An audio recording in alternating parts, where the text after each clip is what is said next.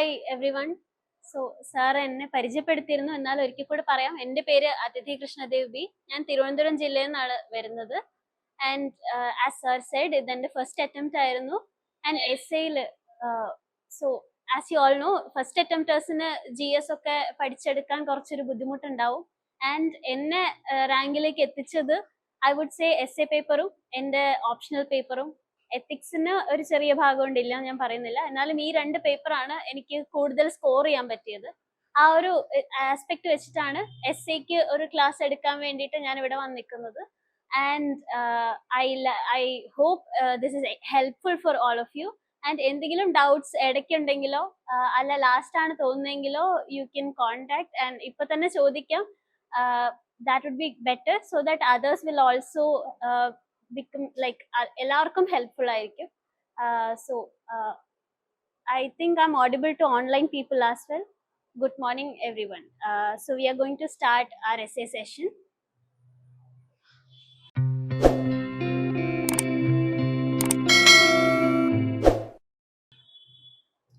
First of all നമ്മൾ എന്താ UPSCക്ക് വേണ്ടി പഠിക്കുമ്പോൾ ആദ്യമായിട്ട് നമ്മൾ നോക്കുന്നത് സിലബസ് പാർട്ടാണ്. നമ്മുടെ പ്രിലിംസിനൊരു വാസ്റ്റ് ആയിട്ടുള്ള സിലബസ് ആണ് കിട്ടുന്നെങ്കിലും സ്പെസിഫിക് ആയി പറഞ്ഞിട്ടില്ല എന്തൊക്കെയാ പഠിക്കേണ്ടതെന്ന്. But when it comes to mains അതിലൊരു സ്പെസിഫിക് സിലബസ് ഉണ്ട്. GSനായിക്കോട്ടെ, എസ്സേക്ക് ആയിക്കോട്ടെ, നമ്മുടെ ഓപ്ഷണൽ സബ്ജക്ട്സിനായിക്കോട്ടെ. നമ്മുടെ എസ്സേയുടെ സിലബസ് ആണ് ആദ്യം നമ്മൾ നോക്കുന്നത്. സിലബസിൽ നമുക്കറിയാം, എല്ലാവർക്കും അറിയുന്നത് പോലെ 250 മാർക്സിന് 2 essays നമുക്ക് എഴുതണം. So they have written required to write essay on multiple topics. So mostly 2 topics from 8 topics that are given there. And you are expected to keep closely. You are expected to keep closely to the subject. ഒരിക്കലും സബ്ജക്റ്റിനെ പറ്റി മാത്രം അല്ലെങ്കിൽ അതിനോട് ഒത്തിരി ചേർന്ന് മാത്രം എന്ന് പറയുന്നില്ല. ക്ലോസ്ലി സബ്ജക്റ്റിനോട് ക്ലോസ്ലി ആയിട്ട് ബ്രെയിൻ സ്റ്റോം ചെയ്താൽ മതി. Because as we all no, നമുക്കൊരു 13-14 പേജസ് എങ്കിലും എസ്സേ എഴുതേണ്ടതായിട്ട് വരും. അപ്പോൾ ഒരു സെന്റൻസിനെ പറ്റി ഇത്രയും എക്സ്പാൻഡ് ചെയ്യുമ്പോൾ there is a limit to how closely you can align to the subject. So അതിന് പല ടൈപ്പിൽ നമുക്ക് ഒരു ടെംപ്ലേറ്റ് ഒക്കെ വെച്ചിട്ട് എസ്സേ ടോപ്പിക്സ് ഇത് ചെയ്യാൻ പറ്റും. അത് ഞാൻ പിന്നീട് കാണിച്ചു തരാം അടുത്ത സ്ലൈഡ്സിലൊക്കെ ആയിട്ട്. So you have to write closely to the subject whatever it is. And you have to arrange your essay in a matter that ideas should be in orderly fashion and write concisely. ഇത് 2 കാര്യങ്ങളും കൂടി പറയുന്നുണ്ട്. So first of all, what you have to think is there is a person who is reading your essay. ഒരു AIയോ അല്ലെങ്കിൽ ഒരു computer ഒന്നും അല്ല, ഒരു പേഴ്സൺ ആണ് നിങ്ങളുടെ എസ്സേ വായിക്കുന്നത്. And he or she should be able to connect your essay.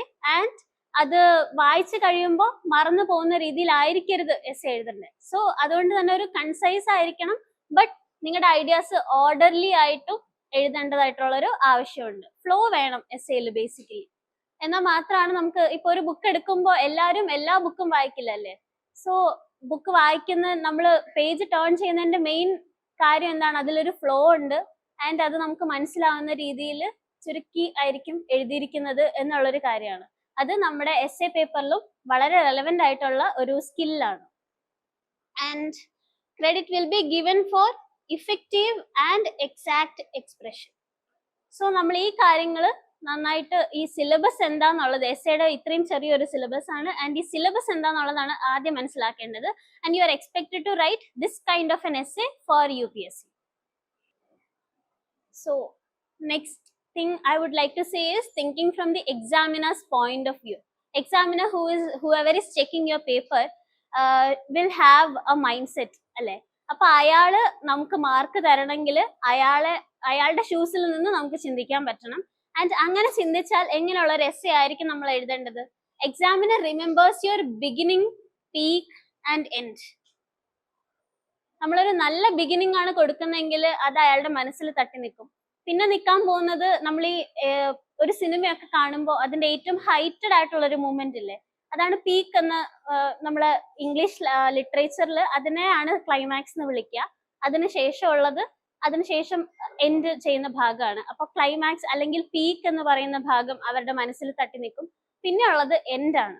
ഈ 3 സാധനങ്ങളാണ് എക്സാമിനറിനെ മനസ്സിൽ തട്ടി നിൽക്കുക. അത് വെച്ചിട്ടായിരിക്കും നിങ്ങൾക്ക് മാർക്ക് വീഴുന്നത്. സോ ഈ 3 കാര്യങ്ങൾ പ്രോപ്പറായി നല്ല എഫക്റ്റീവായി കമ്മ്യൂണിക്കേറ്റ് ചെയ്യപ്പെടണം എന്ന് ഒരു നിർബന്ധം ഉണ്ടായിരിക്കണം. And then always try to keep your essays beginning and conclusion in line with each other. ഇപ്പോ എൻ്റെ ഒരു എസ്സേ ഞാൻ എഴുതുകയാണെങ്കിൽ usually I will start with a story or anecdote, and when I end my essay I will come back to the same story or anecdote. തുടങ്ങുന്ന സമയത്ത് അതൊരു ഇഷ്യൂലേക്കുള്ള തുടക്കം ആയിട്ട് ഞാൻ ഇട്ട് കൊടുക്കുകയാണെങ്കിൽ when I come to the end of it അതൊരു conclusion അല്ലെങ്കിൽ റെസൊല്യൂഷൻ വെച്ചിട്ട് അതേ സ്റ്റോറി വെച്ചിട്ട് എൻഡ് ചെയ്യാനാണ് ഞാൻ ശ്രമിക്കാറ്. അങ്ങനെ ചെയ്യുമ്പോൾ എക്സാമിനറിന് തന്നെ തോന്നും തുടങ്ങിയ സ്ഥലത്ത് തന്നെയാണ് തീർത്തിരിക്കുന്നത്, വിച്ച് മീൻസ് എസ്സേ മുഴുവൻ പുള്ളി വായിച്ചിട്ട് പുള്ളിക്ക് മുഴുവൻ ഓർമ്മ ഉണ്ടാവില്ല. എന്തായാലും ഒരു 10-12 പേജ് ഉണ്ട്. ആദ്യം അവസാനവും ഓർമ്മയുണ്ട്, ആൻഡ് അവസാനം വായിച്ചെത്തുമ്പോഴും എന്താ തുടക്കം എന്ന് മറന്നുപോയാലും when he reads the first page of our essay it is the same matter. അപ്പൊ അതുകൊണ്ട് തന്നെ ഒരു 10 മാർക്ക് എക്സ്ട്രാ വീഴാനുള്ള ഒരു ഈസി ഹാബിറ്റ് ആണ് അത്. ഞാൻ അതെപ്പോഴും എൻ്റെ എസ്സേസിൽ നോക്കിയിരുന്നു, and I think that help me a ലോട്ട്. അങ്ങനെ ചെയ്യുമ്പോൾ എന്താണ്, നിങ്ങളുടെ എസ്സേ കംപ്ലീറ്റ് ആയിട്ടും ഇന്റൻഷണൽ ആയിട്ടും ഫീൽ ചെയ്യും എക്സാമിനറിന്. അതാണ് നമുക്ക് മെയിൻ ആയിട്ട് വേണ്ടത്. So that will gain marks from it. അവര് ഒരുപാട് സമയം കൊടുത്താണ്, അവർക്ക് കാശൊക്കെ കിട്ടുന്നുണ്ട് ഒബ്വിയസ്ലി, ബട്ട് സ്റ്റിൽ അവരുടെ സമയം നമുക്ക് തന്നിട്ടാണ് നമ്മുടെ എസ്സേ വായിക്കുന്നത്. സോ അവരുടെ ടൈം വേസ്റ്റ് ആക്കുന്നില്ല, അത് വർത്ത് വൈൽ ആണെന്ന് ഉറപ്പാക്കുക. അപ്പോൾ നമുക്ക് മാർക്ക് വീഴും. I know these are all trivial things. പക്ഷെ എസ്സേ എന്നുള്ളൊരു പേപ്പറിൽ ഇതൊക്കെയാണ് ഇമ്പോർട്ടന്റ് ആയിട്ട് വരിക. നമ്മൾ GS ബാക്കിയുള്ളത് എഴുതുന്നത് പോലെ അല്ല എസ്സേ എഴുതേണ്ടത്. Now topic selection. ടോപ്പിക്സ് നമുക്ക് എല്ലാവർക്കും അറിയാം 8 ടോപ്പിക്സ് ഉണ്ടാവും. അതിൽ ആദ്യത്തേൽ 4ഉം രണ്ടാമത്തേൽ 4ഉം അങ്ങനെ 2 സെക്ഷൻ ആയിട്ടാണ് നമുക്ക് എസ്സേക്ക് ടോപ്പിക്സ് കിട്ടുക ഒരു പേപ്പറിൽ. അതിൽ മെയിൻലി 2 ടൈപ്പ് ഓഫ് ടോപ്പിക്സ് ആണ് നമ്മൾ കണ്ടുവന്നിട്ടുള്ളത്. ഒന്ന് GS റിലേറ്റഡ് ആയിട്ടുള്ള ടോപ്പിക്സ് ഉണ്ടാവും, ചിലപ്പോ പാട്രിയാർക്കി അല്ലെങ്കിൽ ജെൻഡർ ഡിസ്ക്രിമിനേഷൻ, ഇതൊക്കെ സൊസൈറ്റി എന്നുള്ള GS1 പേപ്പറുമായിട്ട് ക്ലോസ്ലി അലൈൻഡ് ആയിട്ടുള്ള സബ്ജക്ട്സ് ആണ്. അല്ലെ ചിലപ്പോൾ എൻവയോൺമെന്റ് ഡീഗ്രഡേഷനോ അങ്ങനെ എന്തെങ്കിലുമൊക്കെ ഉണ്ടാവും. അപ്പൊ ഇക്കോളജി ആയിട്ട് ക്ലോസ്ലി അലൈൻഡ് ആയിട്ടുള്ള സബ്ജക്ട്സ് ഉണ്ടാവും. അപ്പൊ അത് GS റിലേറ്റഡ്. രണ്ടാമത്തത് ഫിലോസോഫിക്കൽ ടോപ്പിക്സ് ആയിരിക്കും. എന്തെങ്കിലും ഒരു ചെറിയ സെന്റൻസ് ആയിരിക്കും തരുന്നത്, may be a quote by a famous philosopher. അപ്പൊ അങ്ങനത്തെ 2 ടൈപ്പ് ഓഫ് ടോപ്പിക്സ് കാണും. നിങ്ങൾക്ക് എഴുതാൻ പറ്റുന്നത് മോസ്റ്റ്ലി നമ്മൾ സെലക്ട് ചെയ്യുമ്പോൾ രണ്ടും സെലക്ട് ചെയ്യാൻ വേണ്ടുന്ന രീതിയിലായിരിക്കും UPSC നമുക്ക് ആ ടോപ്പിക്സ് തരുന്നത്. ഒരെണ്ണം GS റിലേറ്റഡ് സെലക്ട് ചെയ്യാൻ പറ്റുന്ന രീതിയിലും മറ്റത് ഫിലോസോഫിക്കൽ ആയിട്ടുള്ള ഒരു ടോപ്പിക് സെലക്ട് ചെയ്യാൻ പറ്റുന്ന രീതിയിലും. അപ്പോൾ അങ്ങനെ ചെയ്യുകയാണെന്നുണ്ടെങ്കിൽ രണ്ടിലും നമ്മൾ എഴുതേണ്ടി വരും. ബൈ ലക്ക് ചില സമയത്ത് രണ്ടും ഒരേ ടൈപ്പ് ഉള്ളത് സെലക്ട് ചെയ്യാനൊക്കെ പറ്റിയെന്നിരിക്കാം, നോട്ട് ഓൾവേസ്. അപ്പൊ അതുകൊണ്ട് തന്നെ 2 ടൈപ്പ് ഓഫ് എസ്സേസും എഴുതാൻ വേണ്ടിയിട്ട് നമ്മൾ എപ്പോഴും തയ്യാറായിരിക്കുക എന്നുള്ളതാണ്. 4 ടോപ്പിക്സ് ഉണ്ട്, വായിച്ചിട്ട് നമുക്ക് ഏറ്റവും കൂടുതൽ ചെയ്യാൻ പറ്റുന്നത് എന്നുള്ള രീതിയിലാണ് സെലക്ട് ചെയ്യേണ്ടത്. അതിന് ആദ്യം ചെയ്യാൻ പറ്റുന്നത് ഒരു മിനി ബ്രെയിൻ സ്റ്റോമിങ് ചെയ്ത് നോക്കുക എന്നുള്ളതാണ്. യൂഷ്വലി നമ്മൾ പറയാറുള്ളത് first 30 minutes of this essay examination out of the 3 hours you can take for brainstorming 2 topics for the essay, 15 minutes for one topic and 15 minutes for the other, and അതിനുശേഷം എഴുതി തുടങ്ങാം എന്നുള്ള രീതിയിലാണ്. ഞാൻ അങ്ങനെ ചെയ്യുമ്പോൾ I will get almost like 30 minutes after I have written both the essays, and ആ 30 minutes ഞാൻ ഒന്നും കൂടി വായിച്ചു നോക്കി എന്തെങ്കിലും ഗ്രാമാറ്റിക്കൽ എറേഴ്സോ പെട്ടെന്ന് നമ്മൾ കാണുമ്പോൾ നമുക്ക് തന്നെ മിസ്റ്റേക്ക് ആണ് തോന്നുന്ന രീതിയിലുള്ള മിസ്റ്റേക്സോ എന്തെങ്കിലും ഉണ്ടെങ്കിൽ അത് തിരുത്താനാണ് ഉപയോഗിക്കാറ്. ചിലർക്ക് അങ്ങനെ സമയം കിട്ടിയെന്ന് വരില്ല. എങ്കിലും നമ്മൾ ആദ്യം ഏത് ടോപ്പിക് സെലക്ട് ചെയ്യണം എന്നുള്ളതിൽ സ്റ്റക്ക് ആണെന്നുണ്ടെങ്കിൽ ആദ്യത്തെ ഒരു 2 minutes എടുത്ത് വെച്ചിട്ട് ഇപ്പൊ 2 ടോപ്പിക്സിലായിരിക്കണം സ്റ്റക്കായി നിൽക്കണ്ടേ, 50-50 എത്തിക്കാണും, രണ്ടിൽ ഏത് എടുക്കണം എന്നറിയില്ല. 2 minutes ഈ ടോപ്പിക്കിനെ എനിക്ക് ബ്രെയിൻ സ്റ്റോം ചെയ്യാൻ പറ്റുന്നുണ്ടോ എന്നുള്ള രീതിയിൽ നോക്കുക. അപ്പൊ അങ്ങനെ ആവുമ്പോഴേക്കും നമുക്ക് മനസ്സിലാവും ഇതിൽ ഏത് ടോപ്പിക്കാണ് ഐ എം മോർ കംഫർട്ടബിൾ വിത്ത്. ചിലപ്പോൾ ഒരു ടോപ്പിക് കാണുമ്പോൾ നമുക്ക് തോന്നും I M comfortable with this, I can expand this. പക്ഷെ ചിലപ്പോൾ ചെയ്തു വരുമ്പോൾ അങ്ങനെ ലോജിക്കലി ഒരു ഫ്ലോയിൽ ചെയ്തു വരണം അല്ലെങ്കിൽ അത് ചെയ്യാൻ പറ്റണം എന്ന് ഇല്ല. നമ്മുടെ മനസ്സിലുള്ളത് പേപ്പറിലേക്ക് കൊണ്ടുവരാൻ പറ്റണം എന്നില്ല. അതുകൊണ്ട് 2 minutes എടുത്തിട്ട് അതൊന്ന് ചെയ്തു നോക്കുക. ഐഡിയലി 4 minutes ആണ് ആ ഒരു മിനി ബ്രെയിൻ സ്റ്റോമിങ്ങിന് നമ്മൾ എടുക്കാറ്.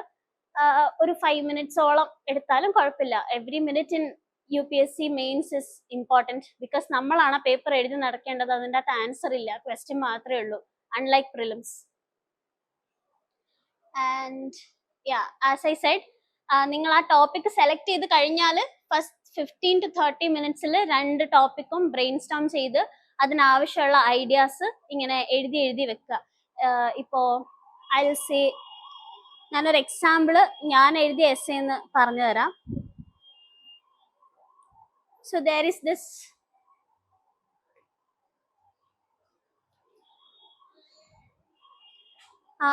this topic. The topic goes, the most insidious form of gender discrimination is not what we actively do to exclude, but we passively accept as natural difference. It is basically about gender discrimination. But gender discrimination എന്ന് പറയുന്നത് നമ്മൾ actively exclude ചെയ്യാൻ വേണ്ടി ചെയ്യുന്ന ഒരു കാര്യമല്ല, പക്ഷെ പാസീവായിട്ട് സംഭവിച്ചു പോകുന്നതാണ് എന്നുള്ള രീതിയിലാണ് എസ്സേയുടെ ടോപ്പിക് പോകുന്നത്. അപ്പോൾ ഹൗ ഐ ബ്രെയിൻ സ്റ്റോംഡ് ഇറ്റ് എന്നുള്ളത് I'll show in the coming slides also. Actually, I have a similar topic for brainstorming. And UPSC as always, കഴിഞ്ഞ വർഷം 17 പേപ്പർ ഉണ്ടായിരുന്നു എസ്സേ എഴുതാൻ വേണ്ടി തന്നത്. യൂഷ്വലി 13-14 പേജസിൽ നിൽക്കേണ്ടതാണ്. So UPSC is best at giving surprises. You should be ready for everything. നിങ്ങൾ നിങ്ങളുടെ പ്ലാനോ അല്ലെങ്കിൽ വേർഡ് ലിമിറ്റോ മറന്നു പോകുന്നില്ല എന്നുള്ളത് ഉറപ്പാക്കുക. We'll come back to this. Okay, this is a topic that I will want you guys to brainstorm right now. എല്ലാവരുടെ കയ്യിലും ബുക്കും പേപ്പറും ഒക്കെ ഉണ്ടെന്ന് വിശ്വസിക്കുന്നു. Online people also. So there is this topic on board where you can brainstorm. Patriarchy, it's overlooked in perception but dominant in impact. ഞാൻ നേരത്തെ പറഞ്ഞ ടോപ്പിക്കുമായിട്ട് ക്ലോസ്ലി റിലേറ്റഡ് ആയിട്ടുള്ള ഒരു ടോപ്പിക്കാണ്. നേരത്തെ ജെൻഡർ ഡിസ്ക്രിമിനേഷൻ ആണ് പറഞ്ഞെങ്കിൽ ഇത് പാട്രിയാർക്കി ആണ്. So it's very closely aligned. I'll give ഒരു 10 minutes for you guys to എന്താ brainstorm. Brainstormൽ ആദ്യം ശ്രദ്ധിക്കേണ്ടത് 2 പാർട്ട് ഉണ്ട്. Patriarchy is overlooked in perception എന്ന് പറയുന്ന പാർട്ട് ഉണ്ട്, ഡോമിനന്റ് ഇൻ ഇമ്പാക്ട് എന്ന് പറയുന്ന പാർട്ട് ഉണ്ട്. ഈ 2 പാർട്ടിനെ പറ്റിയും ബ്രെയിൻ സ്റ്റോം ചെയ്യുന്നത് ആണ് നമുക്ക് വേണ്ടത്. So as much as you can brainstorm right now. I will give you 10 minutes. ഇപ്പോൾ 10:30 ആയിട്ടുണ്ട്. Will come back to this by 10:40-41 ആ ഒരു സമയത്ത്. പറ്റുവാണെങ്കിൽ ഒരു സ്റ്റോറി വെച്ച് തുടങ്ങാൻ ശ്രമിക്കുക. അത് നിങ്ങൾ ഉണ്ടാക്കുന്ന സ്റ്റോറി ആയാൽ വെൽ ആൻഡ് ഗുഡ്. ബിക്കോസ് നമ്മുടെ കയ്യിൽ ഇപ്പോൾ ഓൾറെഡി കണ്ടുപിടിക്കാനായിട്ട് സ്റ്റോറീസ് ഇല്ല. പണ്ടത്തെ നമ്മുടെ ആമയുടെ മുയലിനെ കഥ പോലെ എല്ലാവർക്കും അറിയുന്ന കഥകളായാലും കുഴപ്പമില്ല. ഇറ്റ്സ് ജസ്റ്റ് ദാറ്റ് ടോപ്പിക്കുമായിട്ട് നിങ്ങൾ ഒരു എന്താ ലോജിക്ക് വെച്ച് വേണം ഇത് കണക്ട് ചെയ്യാൻ. ക്ലോസ്ലി അലൈൻഡ് ആയിരിക്കണം.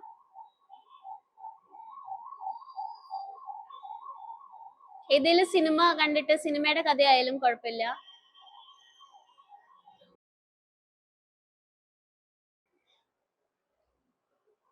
Okay, 10:41, times up.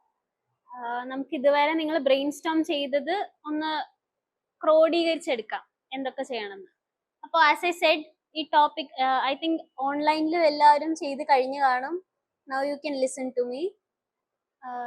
സോ ഈ ടോപ്പിക് ഞാൻ പറഞ്ഞതുപോലെ തന്നെ overlooked in perception, dominant in impact എന്ന് പറഞ്ഞ 2 പാർട്ടായിട്ട് നമുക്ക് ആദ്യം തിരിക്കാം. നമുക്കൊരു 13 പേജ് എസ്സേ ആണ് എഴുതാനുള്ളത്. അറ്റ്ലീസ്റ്റ് ഒരു 5-6 ആസ്പെക്ട്സ് എങ്കിലും ഈ 2 എണ്ണത്തിലും കൊണ്ടുവന്നാലാണ് നമുക്കൊരു 13 പേജൊക്കെ എസ്സേ ആക്കി വെക്കാൻ പറ്റുന്നത്. സോ നമുക്ക് നോക്കാം.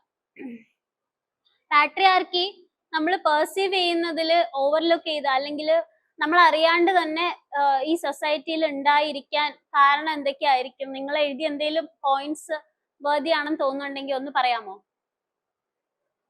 അല്ല, എഴുതിയില്ല, ഇപ്പൊ തോന്നുന്നതാണ്, അങ്ങനെ ഉണ്ടെങ്കിലും പറയാം.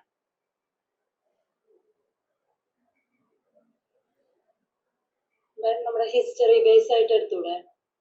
ഹിസ്റ്ററി ബേസ് ആയിട്ട് എന്താണ്? ഹിസ്റ്റോറിക്കലി ഇങ്ങനെ വിമൻ ബാക്ക് എൻഡ് ആയിരുന്നു, മെൻ ഫ്രണ്ട് എൻഡ് ആയിരുന്നു എന്നുള്ളതാണ്. വേദിക് ടൈമിലൊക്കെ വിമന് നല്ല റെപ്രസെന്റേഷൻസ് ഉണ്ടായിരുന്നു. ഋഗ്വേദിക് സമയത്ത് ലേറ്റർ വേദിക് ആയപ്പോ അത് കുറയാൻ തുടങ്ങി. സോ ഹിസ്റ്ററിയിൽ നിന്ന് പിന്നെ ലേറ്റർ വേദിക്കിന് ശേഷം അങ്ങനെ അങ്ങ് തുടർന്നു പോയി എന്നുള്ള രീതിയിലാണ്. മനുസ്മൃതി, പർദാസിസ്റ്റം, ഉം. അങ്ങനെ അങ്ങനെ അപ്പൊ അതെല്ലാം ഉണ്ടാവാൻ കാരണം എന്താ? നമ്മുടെ കൾച്ചർ അല്ലെങ്കിൽ ഹെറിറ്റേജിൽ അതൊരു ഇൻഹറന്റ് ആയി കിടപ്പുണ്ട് എന്നുള്ളൊരു സാധനമായിരിക്കും അല്ലേ? അപ്പോ ആദ്യത്തെ പോയിന്റ് ആയിട്ട് നമുക്ക് ഒരാൾ പറഞ്ഞതുപോലെ ഇൻഹറന്റ് ഇൻ ആർ കൾച്ചർ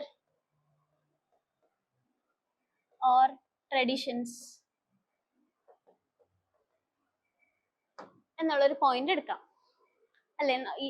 ഒരാൾ പറഞ്ഞത് മനുസ്മൃതിയിലും പർദ സിസ്റ്റം എന്ന് പറയുന്ന സംഭവത്തിലും ഒക്കെ ആയിട്ട് പല മതങ്ങളായിക്കോട്ടെ, ഇന്ത്യയിലുള്ള ഏത് മതം എടുത്താലും, മതം എന്ന് തന്നെ വേണമെന്നില്ല, ഏത് സൊസൈറ്റിയുടെ ഏത് ആസ്പെക്ട് എടുത്താലും അവിടെ ഒരു ഇപ്പൊ നമ്മൾ ചില സെലിബ്രിറ്റീസ് ഒക്കെ ആണെങ്കിലും പറയുന്നത് കേൾക്കും, പുരുഷൻ ഒരു പടി താഴെ വിമൻ നിന്നാ മതി, അങ്ങനെ നിന്നാലാണ് ഒരു ഭംഗിയുള്ളൂ എന്നൊക്കെ അല്ലെ? അപ്പൊ നമ്മൾ ഈ കല്യാണം ആലോചിക്കുമ്പോഴും ഈ പറഞ്ഞ പോലെ ഹൈറ്റ് കുറച്ച് കുറവ് വേണം മെന്നിനെക്കാളും എന്നൊക്കെ ഉള്ള രീതിയിൽ ഇൻഹറന്റ് ആയിട്ട് ഒരു സംഭവം കിടപ്പുണ്ട്. ട്രഡീഷനിൽ കിടപ്പുണ്ട്, കൾച്ചറിൽ കിടപ്പുണ്ട്, അതുപോലെ തന്നെ നമ്മുടെ ചിന്താഗതിയിലും കിടപ്പുണ്ട്. ഇനി വേറെ എന്ത്? ഇതാണ് ഒരു മെയിൻ ആസ്പെക്ട്. ഈ സാധനം വെച്ചിട്ടായിരിക്കും ബാക്കിയുള്ള ഈ ഇതിലെ പോയിന്റ്സ് വരാൻ പോകുന്നത്. അപ്പൊ ബാക്കി നമ്മൾ അത് ഓവർലുക്ക് ചെയ്യാനുള്ള കാരണങ്ങൾ എന്തൊക്കെയായിരിക്കും? നമ്മളിപ്പോ ഓരോ സിസ്റ്റത്തിന്റെ ഭാഗമായിട്ടാണ് ഇവിടെ എക്സിസ്റ്റ് ചെയ്യുന്നത് അല്ലെ? നമ്മളിപ്പോ പഠിക്കാനാണെങ്കിൽ സ്കൂളിലേക്ക് പോകും. സ്കൂൾ എന്ന് പറയുന്നത് ഒരു സിസ്റ്റത്തിന്റെ ഭാഗമാണ്. അതിനുശേഷം ഓഫീസ് സ്പേസിലേക്ക് വർക്കിങ്ങിന് പോകും. അവിടെ ആണെങ്കിൽ ഒരു സിസ്റ്റം ഉണ്ട്. ഈ സിസ്റ്റം എല്ലാം ഇൻഹറന്റ്ലി മെന്നിനെ ഒന്ന് മേലെ വെക്കുന്ന, ഒരു സുപ്പീരിയർ ബീയിങ്സ് ആയിട്ട് വെക്കുന്ന പോലെ നിങ്ങൾക്ക് തോന്നിയിട്ടുണ്ടോ? ഇല്ല എന്നാരോ പറയുന്നു. തോന്നിയിട്ടില്ല? ഇല്ല. അപ്പോ ശരി, ഒരു ഓഫീസ് സ്പേസ് കേട്ടില്ല. തോന്നിയിട്ടില്ല, തോന്നിയിട്ടുണ്ട്.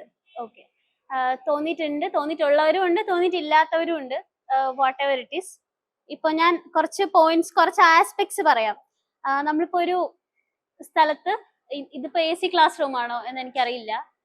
ഓക്കെ, AC ക്ലാസ് റൂം ഒക്കെ ഞാനൊക്കെ ഇരുന്ന് പഠിച്ച ക്ലാസ്സിലും ഉണ്ടായിരുന്നു. അതുപോലെ തന്നെ ഞാൻ 2 വർഷം വർക്ക് ചെയ്തിരുന്നു. അപ്പൊ അവിടുത്തെ ഓഫീസിലും ആയിക്കോട്ടെ, ഈ AC ടെമ്പറേച്ചർ വെക്കുന്നത് മെന്നിന്റെ ബോഡി ടെമ്പറേച്ചറിനോട് അലൈൻ ചെയ്താണ്. അപ്പൊ വിമന് യൂഷ്വലി കൂടുതൽ അത് തണുപ്പ് അനുഭവപ്പെടാൻ സാധ്യതയുണ്ട്. നിങ്ങൾക്ക് ചിലപ്പോൾ അതൊരു കോമഡി ആയിട്ട് തോന്നും. പുതിയതായിട്ട് കേൾക്കുന്നവർക്ക് വേണമെങ്കിൽ ജസ്റ്റ് ഒന്ന് ഗൂഗിളിൽ സെർച്ച് ഒക്കെ ചെയ്ത് നോക്കാം.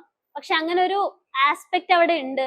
ആൻഡ് അത് ഒരു ഒളിഞ്ഞു കിടന്നുകൊണ്ട് മെന്നിന്റെ ബോഡി ടെമ്പറേച്ചറിനോട് നമ്മള് വിമൻ എന്ന് പറയുന്ന സ്പീഷീസ് അല്ലെങ്കിൽ ആ ഒരു ആൾക്കാര് അഡ്ജസ്റ്റ് ആയിക്കോണം എന്നുള്ള രീതിയിലുള്ള ഒരു ആസ്പെക്ട് ആണ്.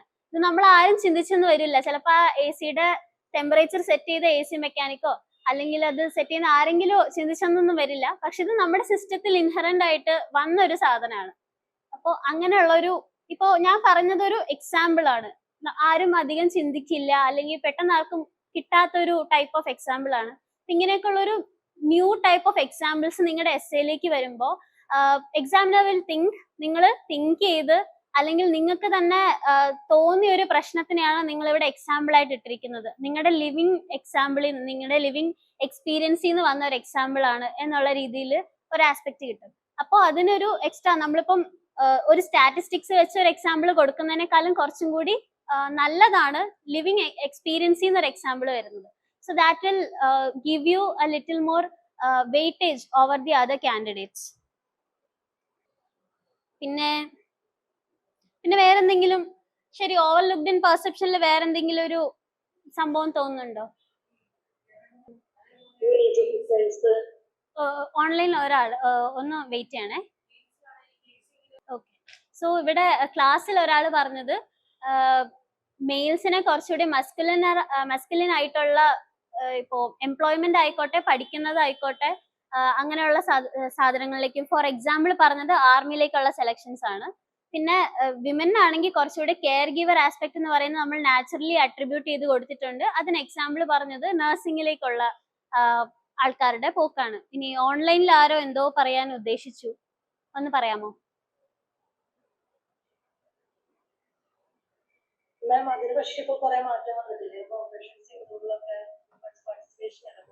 ഓഫ് കോഴ്സ് മാറ്റം വന്നിട്ടുണ്ട്. ഐ എം നോട്ട് സേയിങ് ഇതൊന്നും മാറിയിട്ടില്ല എന്ന്. പക്ഷേ നമ്മുടെ ഇപ്പം ചിന്തിച്ചുകൊണ്ടിരിക്കുന്നത് ഓൾറെഡി നമ്മുടെ ട്രഡീഷനിലോ അല്ലെങ്കിൽ ഇതിലോ വർഷങ്ങൾ അല്ലെങ്കിൽ നൂറ്റാണ്ടുകളായിട്ട് കിടക്കുന്ന സാധനങ്ങളെ നമ്മൾ ജസ്റ്റ് ഒന്ന് അഡ്രസ് ചെയ്യാൻ ശ്രമിക്കുന്നു എന്നുള്ള രീതിയിലാണ്. മാറ്റം വന്നിട്ടുണ്ട്. അതിനെ നമുക്ക് അതിന്റെ ഇപ്പോഴുള്ള മാറ്റമായിട്ടോ അല്ലെങ്കിൽ വേ ഫോർവേഡിന് ഒരു എക്സാമ്പിൾ ആയിട്ടോ ഒക്കെ കൊടുക്കാവുന്നതാണ്. ഇപ്പോ നമ്മളെ ഓൺലൈനിൽ പറഞ്ഞൊരു പോയിന്റ്, ഓപ്പറേഷൻ സിന്ദൂറിൽ വിമനെ കുറച്ചുകൂടി കൂടുതലായിട്ട് കൊണ്ടുവരാൻ നോക്കി, അങ്ങനെ ഒരു മാറ്റം ആസ്പെക്ട് വന്നിട്ടുണ്ട് എന്നുള്ളതാണ്.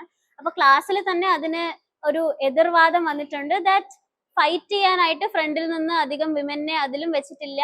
നമ്മൾ കണ്ട 2 ഓഫീസേഴ്സ്, ഐ തിങ്ക് സോഫിയ ഖുറേഷിയും and one more officer was there. So അവർ രണ്ടുപേരെ, സോറി, വ്യോമിക സിംഗ്, സോ രണ്ടുപേര്, താങ്ക് യു, 2 ഫീമെയിൽ ഓഫീസേഴ്സിനെ നമ്മൾ ഈ ഒരു ടെക്നിക്കൽ കാര്യത്തിന് വേണ്ടി വെച്ചിട്ടുണ്ടായിരുന്നു. ബട്ട് സ്റ്റിൽ ഫൈറ്റ് ചെയ്യാനായിട്ട് കൂടുതൽ യൂസ് ചെയ്തത് മെന്നിനെ തന്നെയാണ്. ഇപ്പൊ നമ്മൾ ഈ വന്ന ഒരു വാദം ഉണ്ടല്ലോ, ഒരു പോയിന്റിനെ നമ്മൾ ഫോറും പറഞ്ഞു എഗെയിൻസ്റ്റും പറഞ്ഞു. ഈ സാധനം തന്നെയാണ് എസ് എ എഴുതുമ്പോഴും അവിടെയും വരേണ്ടത്. നമുക്ക് ഇറ്റ് വുഡ് ബി ബെറ്റർ, ഇപ്പൊ ചിലര് ഒരു പോയിന്റ് പറഞ്ഞിട്ട് ആ പോയിന്റിനെ ഫോർ അല്ലെങ്കിൽ എഗെയിൻസ്റ്റ് എന്നുള്ളത് മാത്രമായിട്ട് എഴുതും. ഒരേ പോയിന്റിനെ 2 ആസ്പെക്റ്റിലും കൊടുക്കാൻ പറ്റുക എന്നുള്ളത് നമ്മുടെ എസ്സേക്ക് ഒരു ആഡഡ് അഡ്വാൻറ്റേജ് ആണ്. കൂടുതൽ പെർസ്പെക്റ്റീവ്സ് ഒരേ ടോപ്പിക്കിൽ നിന്ന് കിട്ടുന്നു എന്നുള്ള ഒരു സാധനം കൂടി അവിടെ വരെ നല്ലതാണ്. So I will write gender roles in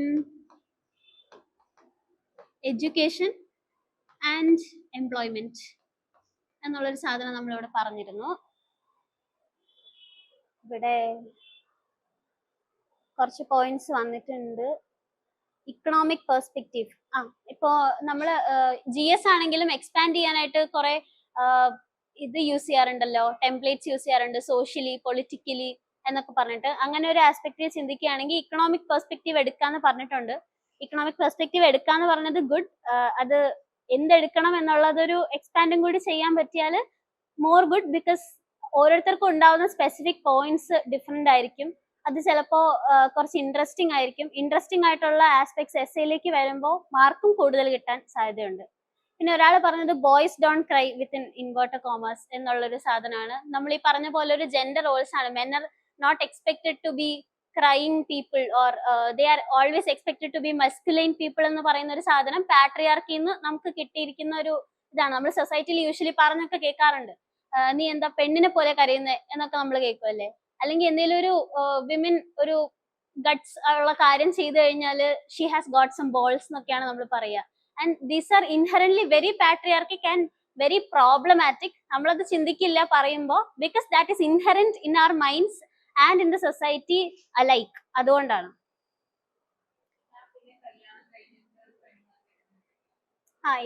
so കല്യാണം കഴിഞ്ഞിട്ട് പെണ്ണ് സെക്കൻഡ് വീട്ടിലേക്ക് പോവാന്നുള്ളതും ഒരു നോമായി ഇപ്പൊ നമ്മള് മാറി വരുന്നുണ്ട് ഇല്ലേ. നമ്മളിപ്പം ആ ഒരു ആർഗ്യുമെന്റ് കൊടുക്കുകയാണെങ്കിൽ നമുക്ക് അതിനെതിരെ പറയാൻ പറ്റുന്നത്, ഇപ്പം ഉള്ള പുതിയ കപ്പിൾസ് നോക്കുന്നത് ഒരുമിച്ച് പുതിയൊരു വീട്ടിലേക്ക് മാറാന്നുള്ള ആസ്പെക്ട് ആണ്. അപ്പൊ അങ്ങനെ ഒരു സൊസൈറ്റിയുടെ മൈൻഡ് സെറ്റിൽ മാറ്റം വരുന്നുണ്ട് എന്നുള്ള രീതിയിൽ നമുക്ക് അതിനെ അപ്പൊ തന്നെ ഒരു എതിർ ആർഗ്യുമെന്റും കൊടുക്കാം.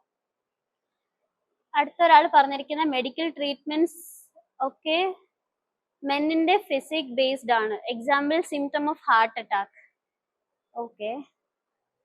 Traditional expectations of domestic labour and bread winning, നമ്മൾ നേരത്തെ പറഞ്ഞ പോലത്തെ ആസ്പെക്ട്സ് ആണ്. Women are expected to be care givers or home makers and men are expected to be the bread winners of the family എന്നുള്ള സാധനം. So ഇങ്ങനെയാണ് നമ്മൾ ഈ ആസ്പെക്റ്റിൽ ഇപ്പൊ നമ്മൾ ഇവിടെ കുറച്ച് പോയിന്റ്സ് പറഞ്ഞു. ഇനി ഡോമിനന്റ് ഇൻ ഇമ്പാക്ട്, നമ്മൾ ഇതൊക്കെ ഇൻഹറന്റ് ആയിട്ട് നമ്മുടെ കിടപ്പുണ്ട്, ഓവർലുക്ഡ് ആയിട്ട് കിടപ്പുണ്ട് എന്ന് പറഞ്ഞു. ഇത് പക്ഷെ എങ്ങനെയാണ് ഡോമിനന്റ് ആയി ഇമ്പാക്റ്റിൽ ഡോമിനൻസ് വരുന്നത് എങ്ങനെയാണ്, അല്ലെങ്കിൽ നമ്മളെ ഇത് ഭയങ്കരമായിട്ട് അഫക്റ്റ് ചെയ്യുന്നുണ്ട് എന്നുള്ള ഒരു ആസ്പെക്ട് എന്തായിരിക്കും?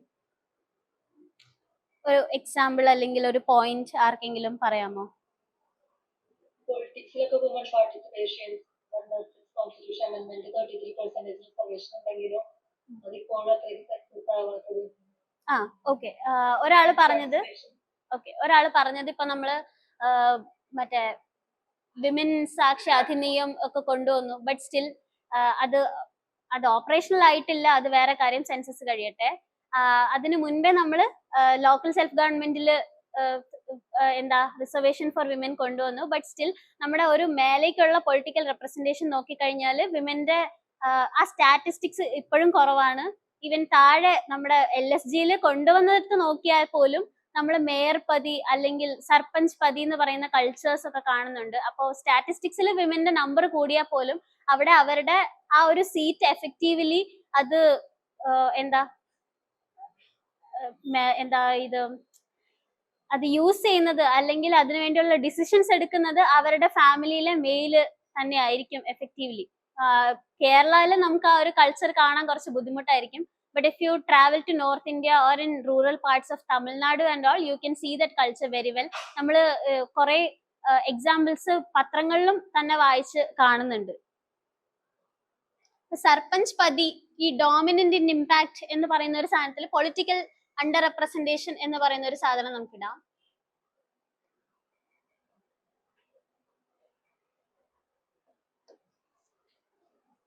ഇനി വേറെ ഒരെണ്ണം പറയാമോ? woman, ഒരു മിനിറ്റ്. ഓൺലൈനിലുള്ള ആള് പറയൂ. invisible ceiling for woman, സോറി, invisible ceiling for woman, invisible feeling for woman. Okay, അതിന് ഒരു എക്സാമ്പിൾ പറയാമോ? എന്താ feeling, ഫീലിംഗ്?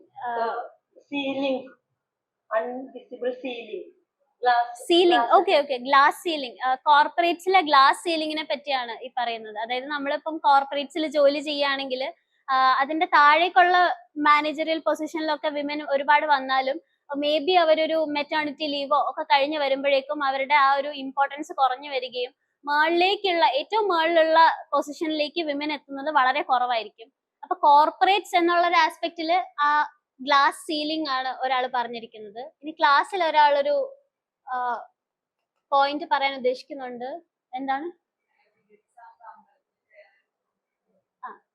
അപ്പൊ ഇവിടെ പറഞ്ഞിരിക്കുന്ന എക്സാമ്പിള് പീരിയഡ്സ് ആവുമ്പോ അമ്പലത്തിൽ കയറരുത്, പിന്നെ ശബരിമലയിൽ ഒരു ഇഷ്യൂ വന്നിരുന്നു, അങ്ങനെയുള്ള കുറച്ച് ഇതാണ്. ഇത് നമ്മുടെ ട്രഡീഷൻസിൽ, ഒരു മിനിറ്റ്, ട്രഡീഷണലി ആൻഡ് കൾച്ചറലി എങ്ങനെയാണ് ഒരു പാട്രിയാർക്കി വിമനെ ആൻഡ് മാനിനെ എഫക്ട് ചെയ്യുന്നതെന്നുള്ളതിന്റെ ഒരു എക്സാമ്പിൾ ആണ് പറയുന്നത്. ഇത് പ്രൈമർലി വിമനെ എഫക്ട് ചെയ്യുന്ന ഒരു സാധനമാണ്.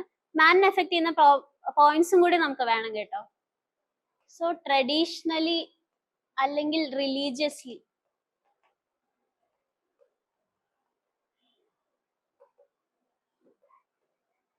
ഇവിടെ എന്തോ പറയാൻ ഉദ്ദേശിച്ചല്ലോ.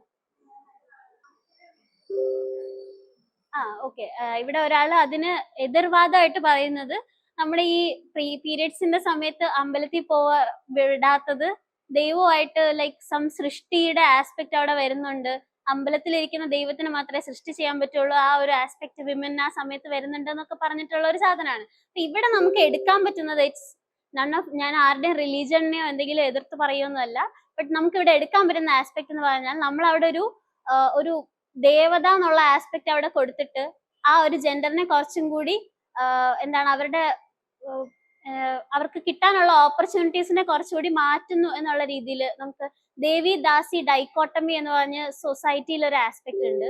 അതിനെ നമുക്ക് ഇവിടെ കൊണ്ടുവരാം. അതായത് ദേവിയായിട്ട് കൺസിഡർ ചെയ്തത് കൊണ്ട് മാത്രം ഇവർക്ക് ഇങ്ങനെ ഒരു ഓപ്പർച്യൂണിറ്റി ഇല്ല, അല്ലെങ്കിൽ നീ ഒരു ദേവി ആയതുകൊണ്ട് നിനക്കിപ്പോ അവിടെ പോകാൻ പറ്റില്ല, രണ്ട് ദേവിയുടെ എനർജീസ് തമ്മിൽ സംതിങ് ഉണ്ടാവും എന്നൊക്കെ പറഞ്ഞിട്ടാണ് ഒരു വാദം അവിടെ ഉള്ളത്. അപ്പൊ ആ ഒരു ദേവിയായിട്ട് കൺസിഡർ ചെയ്യുന്നതുകൊണ്ട് നിന്റെ ഇത്, അതായത് നമ്മൾ ഇങ്ങനെ പറയില്ലേ, ഒരുപാട് ഇമ്പോർട്ടൻസ് കൊടുക്കുന്ന, നമ്മൾ ഈ വിമൻസ് ഡേയിലൊക്കെ 8 കൈയുള്ള വിമന്റെ ഒക്കെ ഇത് കാണൂല്ലേ, ആ ഒരു അനിമേഷൻ പോലത്തെ ഒരു സാധനം, ഒരു കയ്യില് ചൂല്, ഒരു കയ്യില് ബുക്ക്, മറ്റേ കയ്യില് കുട്ടീന്റെ പാത്രം, ആ സാധനങ്ങളൊക്കെ നമ്മൾ കുറച്ച് അവരെ ഒരു ഇത് കൊടുക്കുകയാണ്, ഒരു super human kind of thing കൊടുക്കുകയാണ്.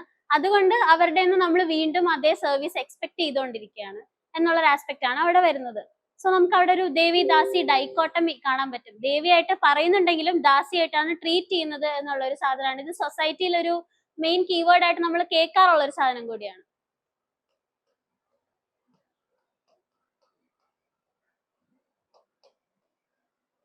എല്ലാവർക്കും ഈ ഒരു എന്താ, ഞാനിപ്പോ പറയുന്ന ഫ്ലോ ഓഫ് തോട്ട്സ് തന്നെ ആയിരിക്കില്ല ഉണ്ടാവുന്നത്.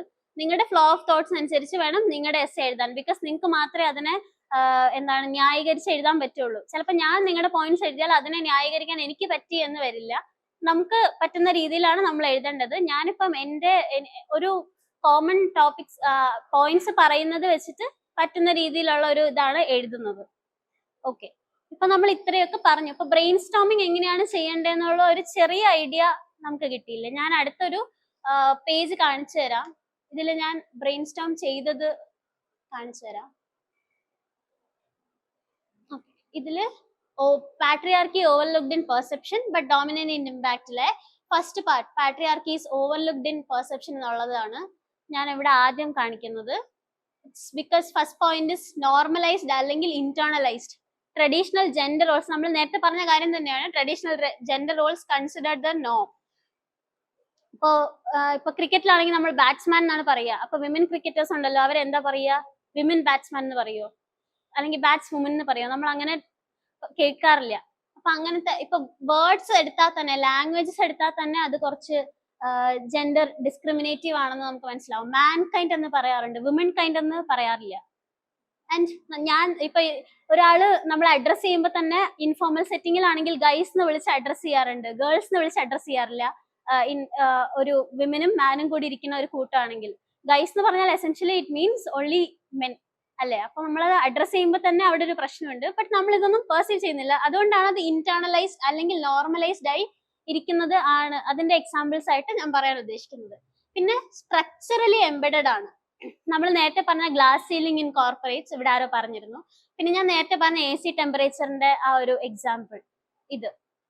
പിന്നെ individual success stories masking systemic patterns. ഇതിൽ ഞാൻ പറയാൻ ഉദ്ദേശിക്കുന്നത്, ഇപ്പൊ നമ്മള് വിമന് ഇങ്ങനെ പ്രശ്നങ്ങളാണ് എന്നൊക്കെ പറഞ്ഞു വരുമ്പോഴേക്കും നമുക്ക് എതിർവാദമായിട്ട് ചില ആൾക്കാരുടെ എന്തെങ്കിലും കിട്ടാൻ പോകുന്നത്, എന്നാ പിന്നെ മേരി കോമിനെ കണ്ടുപിടിക്കൂ, എന്നാ പിന്നെ ഇവരെ നോക്കൂ, ഇങ്ങനെയുള്ള കുറച്ച് വിമൻ ഇത് പറ്റിയല്ലോ, പിന്നെ നിങ്ങൾക്ക് എന്തുകൊണ്ട് പറ്റുന്നില്ല, നിങ്ങൾ വെറുതെ പറയുകയാണ് എന്നൊക്കെ ഉള്ളൊരു എക്സാമ്പിൾ കിട്ടും.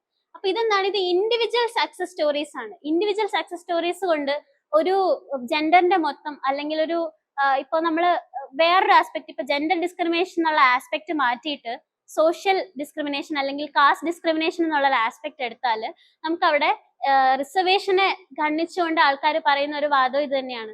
എന്നാൽ ഇത് എല്ലാവർക്കും, ഡിപ്രസ്ഡ് ക്ലാസ്സിലുള്ള എല്ലാവർക്കും ഇത് പറ്റുന്നില്ലെങ്കിൽ ഒന്നോ രണ്ടോ എക്സാമ്പിൾ പറഞ്ഞിട്ട് അവരെ പറ്റുന്നുണ്ടല്ലോ, അവർക്ക് പറ്റുന്നുണ്ടല്ലോ, ബാക്കിയുള്ളവർക്ക് എന്തുകൊണ്ട് പറ്റുന്നില്ല എന്നുള്ളൊരു എക്സാമ്പിൾ വരുമ്പോൾ നമുക്ക് പറയാൻ പറ്റുന്നത് അത് ഇൻഡിവിജ്വൽ സക്സസ് സ്റ്റോറീസ് ആണ്. അതൊരിക്കലും സിസ്റ്റമിക് പാറ്റേൺസിനെ തകർത്തുകൊണ്ട് വന്നതിന്റെ എക്സാമ്പിൾ ആക്കാൻ പറ്റുന്നില്ല. അത് ജസ്റ്റ് ഒരാൾക്ക് അത് പറ്റി എന്നുള്ളതിന്റെ എക്സാമ്പിൾ മാത്രമാണ് എന്നുള്ളൊരു സാധനമാണ്. അപ്പൊ എന്തെങ്കിലും ഒരു നമുക്ക് തന്നെ ഒരു എതിർവാദം അവിടെ എഴുതിയിട്ട് അതിന് ഒരു ജസ്റ്റിഫിക്കേഷൻ കൊടുക്കാവുന്നതിന്റെ ഒരു ആസ്പെക്ട് ആണ് ഇത്. നേരത്തെ നമ്മൾ പറഞ്ഞ പോലെ devadasi dichotomy, attributing divinity for taking advantage എന്നുള്ളൊരു സാധനമാണ് അവിടെ വരുന്നത്. പിന്നെ gender silently coming in systems. കഴിഞ്ഞ വർഷം ഒരു എക്സാമ്പിൾ നിങ്ങൾ കേട്ടിട്ടുണ്ടോ എന്ന് എനിക്കറിയില്ല. IIT ഖരഗ്പൂരിൽ there was one issue. അവിടെ മെന്റൽ ഹെൽത്ത് നന്നാക്കാൻ, കുട്ടികളുടെ മെന്റൽ ഹെൽത്ത് നന്നാക്കാൻ വേണ്ടി ക്യാമ്പസിലെ women, married women with children preferably, അങ്ങനെയുള്ള ആൾക്കാരെ ക്യാമ്പസ് മദേഴ്സ് ആയിട്ട് അട്രിബ്യൂട്ട് ചെയ്യുന്ന ഒരു സാധനം വന്നിരുന്നു. And there were protest from student side for that, saying that എന്താണ് അതൊരു അൺപെയ്ഡ് കെയർ വർക്ക് പോലെയാണ് അവിടെയും ആക്ട് ചെയ്യുന്നത്. ആൻഡ് ഇറ്റ് ഡസൻ എന്ന് വെച്ചാൽ അവര് ആരും ഇങ്ങനെ ഒരു ഇത് കൊടുക്കാനോ സൈക്കോളജിക്കൽ അഡ്വൈസ് കൊടുക്കാനോ കൗൺസിലർ ആയിരിക്കാനോ ഒന്നും ട്രെയിൻഡ് ആയവരല്ല. പക്ഷെ ഒരു വിമൻ ആൻഡ് മദർ ആയതുകൊണ്ട് അവരുടെ അത് എക്സ്പെക്ട് ചെയ്ത് IIT പോലുള്ള ഒരു ഇൻസ്റ്റിറ്റ്യൂഷൻ തന്നെ അങ്ങനെ ഒരു സംഭവം കൊണ്ടുവരുന്നു. ഇത് നിങ്ങൾ ഗൂഗിളിൽ സെർച്ച് ചെയ്ത campus mothers in IIT Kharagpur എന്ന് വല്ലതും സെർച്ച് ചെയ്താൽ you will get to know about this thing. അപ്പൊ ഇങ്ങനത്തെ എക്സാമ്പിൾസ് ന്യൂസ് പേപ്പറിൽ നിന്നോ അല്ലെങ്കിൽ നിങ്ങളുടെ ചുറ്റും നടക്കുന്ന കാര്യങ്ങളിൽ നിന്നോ നിങ്ങൾക്ക് കണ്ടുപിടിച്ച് എഴുതാൻ കഴിഞ്ഞാൽ that will B an added advantage for your own essays. ഇനി നമ്മൾ അടുത്ത പാർട്ടാണ് ബ്രെയിൻ സ്റ്റോം ചെയ്യാൻ പോകുന്നത്, ഡോമിനന്റ് ഇൻ ഇമ്പാക്ട് എന്നുള്ളൊരു പാർട്ട്. ഇത് നമ്മൾ നേരത്തെ പറഞ്ഞു, ഇത് ഇൻഹറന്റ് ആയി കിടപ്പുണ്ട്. Why it is dominant in impact? Quantitative impact എടുത്ത് നോക്കിക്കഴിഞ്ഞാൽ women constitute 50% of population but hold only 24% of parliamentary seats globally. നമ്മൾ നേരത്തെ പറഞ്ഞ പൊളിറ്റിക്കൽ അണ്ടർ റെപ്രസെന്റേഷന്റെ ഒരു സ്റ്റാറ്റിസ്റ്റിക്സ് ആണിത്. സ്റ്റാറ്റിസ്റ്റിക്സ് എസ്സേയിൽ എഴുതുന്നത് നല്ലതാണ്, പക്ഷെ അത് എങ്ങനെ എഴുതണം എന്നുള്ളത് ഞാൻ ലേറ്റർ ഒരു സ്ലൈഡ്സിൽ കാണിച്ചു തരാം. ഇറ്റ് ഡസന്റ് മീൻ ദാറ്റ് നിങ്ങൾ ഇങ്ങനെ എഴുതിയാൽ അത് തെറ്റാണെന്ന്, പക്ഷെ കുറച്ചും കൂടി നന്നായിട്ട് എസ്സേയുടെ ലാംഗ്വേജിൽ അത് എങ്ങനെ എഴുതാമെന്ന് ഞാൻ കുറച്ച് അടുത്ത സ്ലൈഡ്സിൽ കാണിച്ചു തരാം. ആൻഡ് ദർ ഇസ് അതർ ഇതെന്ന് വെച്ചാൽ നമുക്ക് തെളിവ് അവിടെ തന്നെ കിടപ്പുണ്ട്. ആൻഡ് അങ്ങനെ വെച്ച് നമുക്ക് ഈ വൈസ് ഡോമിനന്റ് ഇൻ ഇമ്പാക്ട് എന്നുള്ള ഒരു സാധനം ജസ്റ്റിഫൈ ചെയ്യാൻ വേണ്ടിയിട്ടുള്ള എക്സാമ്പിൾസ് ആണ്. ജെൻഡർ പേ ഗ്യാപ്പ് എടുത്താൽ 77 cents ടു എവറി ഡോളർ. ഒരു മാനിന് $1 കിട്ടുമ്പോൾ വിമന് 77 cents മാത്രമാണ് കിട്ടുന്നത് US എന്നുള്ളത്. ആൻഡ് ഇന്ത്യയിൽ ഈ പേ ഗ്യാപ്പ് എന്ന് പറഞ്ഞാൽ 19% വരുന്നുണ്ട്. പിന്നെ നമ്മൾ നേരത്തെ പറഞ്ഞ അൺപെയ്ഡ് കെയർ വർക്ക്, ഇങ്ങനെയുള്ള കുറച്ച് സ്റ്റാറ്റിസ്റ്റിക്സ് ആണ് ഞാൻ ഇവിടെ എഴുതിയിരിക്കുന്നത്. അത് ക്വാണ്ടിറ്റേറ്റീവ് ഇമ്പാക്ട്. ക്വാളിറ്റേറ്റീവ് ഇമ്പാക്ട് എടുത്താലോ, UN ഒരു കണക്ക് വന്നിരുന്നു. Women and girls spend 250 million hours every day collecting water globally. അതായത് ഇപ്പം നമ്മുടെ വീട്ടിൽ തന്നെ വെള്ളം കിട്ടാത്ത സ്ഥിതിക്ക് നമുക്ക് വേറെ അടുത്ത് പോയി വെള്ളം ഫെച്ച് ചെയ്ത് കൊണ്ടുവരേണ്ട ഒരു അവസ്ഥയുണ്ട്. ആ ഒരു അവസ്ഥ എടുത്തു വെച്ച് നോക്കുകയാണെങ്കിൽ ഏകദേശം 250 million hours ആണ് വിമൻ മാത്രം ഈ ഒരു പണി എടുക്കാൻ വേണ്ടിയിട്ട് ഒരു ദിവസം മാറ്റി വെക്കുന്നത്. That essentially minuses that hours from their productive hours. അവർക്ക് വേറെ എന്തെങ്കിലും അവരുടെ സ്വന്തം പേഴ്സണാലിറ്റി ഡെവലപ്പ് ചെയ്യാനോ അല്ലെങ്കിൽ എഡ്യൂക്കേഷൻ ചെയ്യാനോ അല്ലെങ്കിൽ വർക്കിന് പോകാനോ ഒക്കെ ഉള്ള അവേഴ്സിൽ നിന്നാണ് ഈ 250 million hours എവറി ഡേ പോയിക്കൊണ്ടിരിക്കുന്നത്. And comparison with other inequalities, class ഇൻഇക്വാലിറ്റിയോ കാസ്റ്റ് ഇൻഇക്വാലിറ്റിയോ അല്ലാണ്ട് പാട്രിയാർക്കി എന്ന് പറഞ്ഞാൽ എല്ലാ ഇക്കണോമിക് ക്ലാസ്സസിലും ഒരുപോലെ നമ്മളെ എഫക്ട് ചെയ്യുന്ന ഒരു കാര്യമാണ്. ഏതെങ്കിലും ഒരു പെർട്ടിക്കുലർ ക്ലാസ്സിനെയോ കാസ്റ്റിനെയോ മാത്രമല്ല എഫക്ട് ചെയ്യുന്നതല്ലേ. നമ്മളിപ്പോൾ ഏത് റിലീജിയൻ എടുത്താലും അതിൽ പാട്രിയാർക്കിയുടെ എഫക്ട് നമുക്ക് കാണാൻ പറ്റും. പർദ സിസ്റ്റമായിട്ട് മുസ്ലിംസിൽ കാണാൻ പറ്റും. ഹിന്ദു സിസ്റ്റത്തിൽ നമ്മൾ നേരത്തെ പറഞ്ഞ പോലെ ഈ ഒരു അമ്പലത്തിൽ കയറാൻ പറ്റാത്ത ആസ്പെക്ട്സ് അങ്ങനെ ഒരുപാട് ഉണ്ടാവും. എല്ലാ റിലീജിയൻസിലും ഉണ്ടാവും. അപ്പൊ അത് സൊസൈറ്റിയുടെ ഏത് ആസ്പെക്ടിനെയും കട്ട് അക്രോസ് ചെയ്തിട്ട് ഉള്ളൊരു കാര്യമാണ്.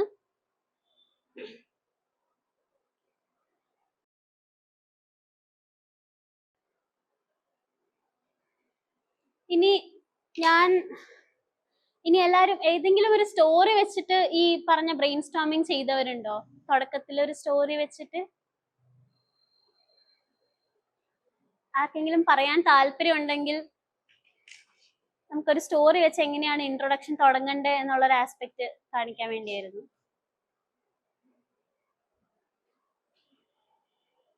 ഇവിടെ ഒരാള് ഗ്രേറ്റ് ഇന്ത്യൻ കിച്ചൺ എന്ന് പറയുന്ന മൂവി ഒരു എക്സാമ്പിൾ ആയിട്ട് എടുക്കാം നമ്മൾ ഈ പറഞ്ഞ ടോപ്പിക്കിന് എന്നൊക്കെ പറയുന്നുണ്ട്. കുറച്ചും കൂടി എക്സാമ്പിൾസ് ഒക്കെ ചാറ്റ് ബോക്സിൽ വന്നിട്ടുണ്ട്. ജയ ജയ ജയ ജയ ഹേ എന്ന് പറയുന്ന മൂവി പറയുന്നുണ്ട്. ജനഗണമന ഞാനത് കണ്ടിട്ടില്ല, സോറി. ഒരു മിനിറ്റ്. ഓക്കെ, ഇവിടെ ഡിസ്ക്രിമിനേഷന്റെ ഒരു ആസ്പെക്ട് ജനഗണമന മൂവിയിൽ ഉണ്ട് എന്ന് ഒരാൾ പറയുന്നുണ്ട്. ഓൺലൈനിൽ ആരോ എന്തോ പറയാൻ ശ്രമിക്കുന്നുണ്ടല്ലോ. നമ്മൾ ഈ ഗ്രേറ്റ് ഇന്ത്യൻ കിച്ചൺ അതുപോലെ മൂവീസ് നമ്മൾ എക്സാമ്പിൾ എടുക്കുമ്പോൾ ഈ വായിക്കുന്ന ആൾക്ക് ഇതിനെ കുറിച്ച് സ്റ്റോറി അറിയില്ലെങ്കിൽ അതൊരു ഓക്കെ. സോ ഇവർ പറയുന്നത് നമ്മളിപ്പോ ഒരു മൂവി എക്സാമ്പിൾ ആയിട്ട് കോട്ട് ചെയ്യുമ്പോൾ വായിക്കുന്ന ആൾക്ക് അതിന്റെ എന്താ സ്റ്റോറി അറിയണമെന്നില്ലല്ലോ. ഇപ്പൊ ഒരാൾ ഇവിടെ എക്സാമ്പിൾ കോട്ട് ചെയ്തപ്പോൾ ഞാനത് കണ്ടിട്ടില്ല എന്ന് പറഞ്ഞു. അതുപോലെ ഞാൻ പറയുന്നത് ഒരിക്കലും മൂവിയുടെ പേര് മാത്രം ഇട്ടിട്ട് അത് ചെയ്യണം എന്നുള്ള രീതിയിലല്ല. മൂവിയുടെ സ്റ്റോറി വെച്ചിട്ട് ആ സ്റ്റോറി ചെയ്യാൻ പറ്റുമോ എന്നുള്ള രീതിയിലാണ് ഞാൻ നേരത്തെ പറഞ്ഞത്. ഇതുപോലെ നമ്മളിപ്പോ ഒരു മൂവിയുടെ എക്സാമ്പിൾ കൊടുക്കാൻ ഉദ്ദേശിക്കുന്നുണ്ടെങ്കിൽ അതിന്റെ ഒരു ചെറിയ എക്സാപ്റ്റ് അവിടെ കൊടുക്കുക. അതിനൊരു എക്സാമ്പിൾ ഞാനിപ്പം എന്റെ എസ് എന്ന് വായിച്ചു തരാം. നമ്മള് കുറെ പേരെങ്കിലും കണ്ട മൂവി ആയിരിക്കും ഹൗ ഓൾഡ് ആർ യു അല്ലേ? ഞാൻ അത് വെച്ചിട്ടാണ് ഒരു തുടക്കം, എസ്സേയുടെ തുടക്കം എഴുതിയിരിക്കുന്നത്. And the topic was somewhat similar. ഞാൻ നേരത്തെ വായിച്ച ടോപ്പിക് ആണ് the most insidious form of gender discrimination is not what we actively do to exclude but what we passively accept as natural differences. അപ്പൊ അതിന്റെ തുടക്കം ഇങ്ങനെയാണ്. ഞാൻ ഇങ്ങനെയാണ് എസ്സേ എഴുതി തുടങ്ങിയത്. നിരുപമ Rajeev is a 36-year-old Indian woman who is an employee in the state government. She, who was one of the brightest students in her college and yearned to be a change maker in the society, is now leading an ordinary life of a married woman who is also a working mother. Though she is satisfied in inverted comma in her current life, her innate thoughts often come out during her arguments with the husband, which her daughter too listens. One day when the President of India was visiting Nirupama's daughter's school, she asked a peculiar question to the President. Listening to the thought, he was curious to know who prepared the question for her, to which the girl replies that it's her mom. The question is as follows. There has only been one woman prime minister in our country, and one woman president. The story is of earlier days, you all know. Now we all have a second president, but still, even though there are so many women who pursue studies and desire to contribute to the society, only a handful become successful. Who is the culprit here? And I've underlined the coming sentences which says, who decides the expiry date of a woman's ambitions? And I've written, the above story is of an Indian movie named How Old Are You? And the question is around which the movie revolves.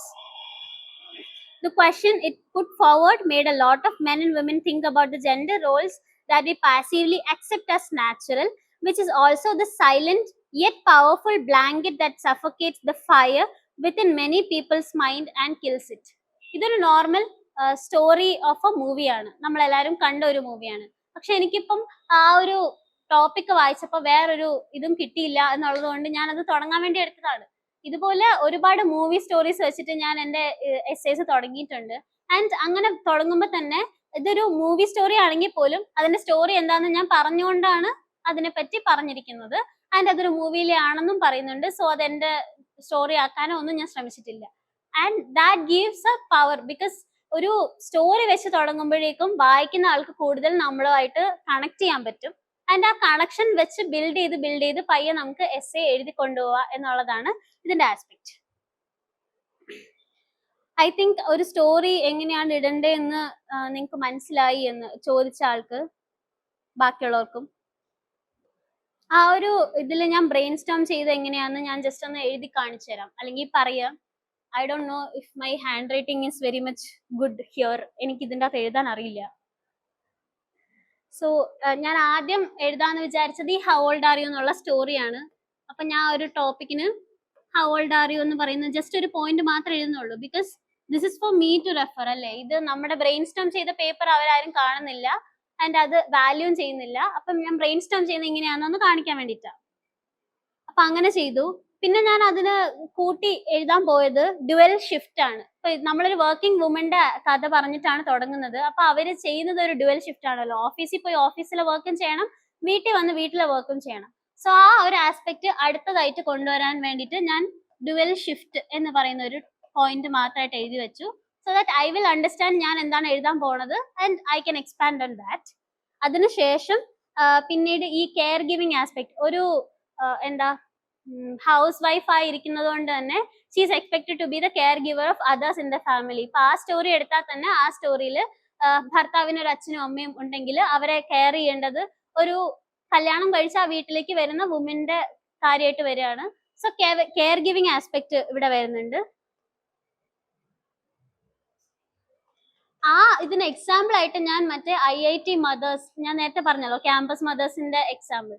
ആ campus mothers ഇപ്പം നമ്മുടെ സൊസൈറ്റിയിലും ആ സ്റ്റോറിയിൽ എന്ന പോലെ തന്നെ ഇപ്പൊ നമ്മുടെ സൊസൈറ്റിയിൽ അത് കാണാമെന്നും പറഞ്ഞിട്ട് ഒരു എക്സാമ്പിൾ കൊടുക്കാൻ വേണ്ടി ആ IITയിലെ ക്യാമ്പസ് മദേഴ്സിന്റെ എക്സാമ്പിൾ എഴുതുന്നുണ്ടായിരുന്നു. പിന്നെ നേരത്തെ പറഞ്ഞ ഈ ദേവിദാസി ഡൈക്കോട്ടമി, ഒരാളെ ഒരുപാട് ഇങ്ങനെ ഗ്ലോറിഫൈ ചെയ്ത് അവരുടെ നിന്ന് കൂടുതൽ കാര്യങ്ങൾ നേടിയെടുക്കുക എന്നുള്ളൊരു സാധനം കൊണ്ടുവരണം എന്ന് വിചാരിച്ചിരുന്നു. ഇത് നമ്മളൊരു സ്റ്റോറി വെച്ച് തുടങ്ങിയപ്പോൾ ആ സ്റ്റോറിയിലെ ഒരു ക്യാരക്ടറിനെ അത് എങ്ങനെ എഫക്ട് ചെയ്യുന്നു എന്നുള്ള രീതിയിൽ നമ്മൾ എഴുതി. ഇനി നമുക്ക് ഈ പാട്രിയാർക്കി എന്നുള്ള ഒരു സാധനം ഒരു വുമനെ എങ്ങനെ എഫക്ട് ചെയ്തു എന്ന് എഴുതുമ്പോൾ തന്നെ നമ്മൾ ബാക്കി പാർട്ട് ഓഫ് സൊസൈറ്റിനെ എങ്ങനെ എഫക്ട് ചെയ്തു എന്ന് എഴുതണം. ഇനി നമുക്ക് മെന്നിനെ എങ്ങനെ എഫക്ട് ചെയ്യുന്നു എന്നുള്ളതിൽ ഞാൻ കൊടുത്ത കുറച്ച് പോയിന്റ്സ് ആണ് ഇവിടെ പറയാൻ പോണത്. They have to be the providers അല്ലെങ്കിൽ bread winners of the family. അപ്പൊ അങ്ങനെ ഒരു സാധനം എഴുതി. ഇത് പാസീവ്ലി നമ്മൾ അക്സെപ്റ്റ് ചെയ്ത് വെച്ചിരിക്കുന്ന ഒരു സാധനമാണല്ലോ. ആൻഡ് പിന്നെ ഇമോഷണൽ സപ്രഷൻ, അവരുടെ ഇമോഷൻസ് ഒന്നും പുറത്ത് കാണിക്കാൻ പാടില്ല, കരയാൻ പാടില്ല, അങ്ങനെയുള്ള ആൾക്കാരായിരിക്കണം എന്ന് നമ്മൾ പറയാറുണ്ട്. സോ ഇമോഷണൽ സപ്രഷനിൽ കൂടെ അവർ കടന്നു പോകുന്നുണ്ട്.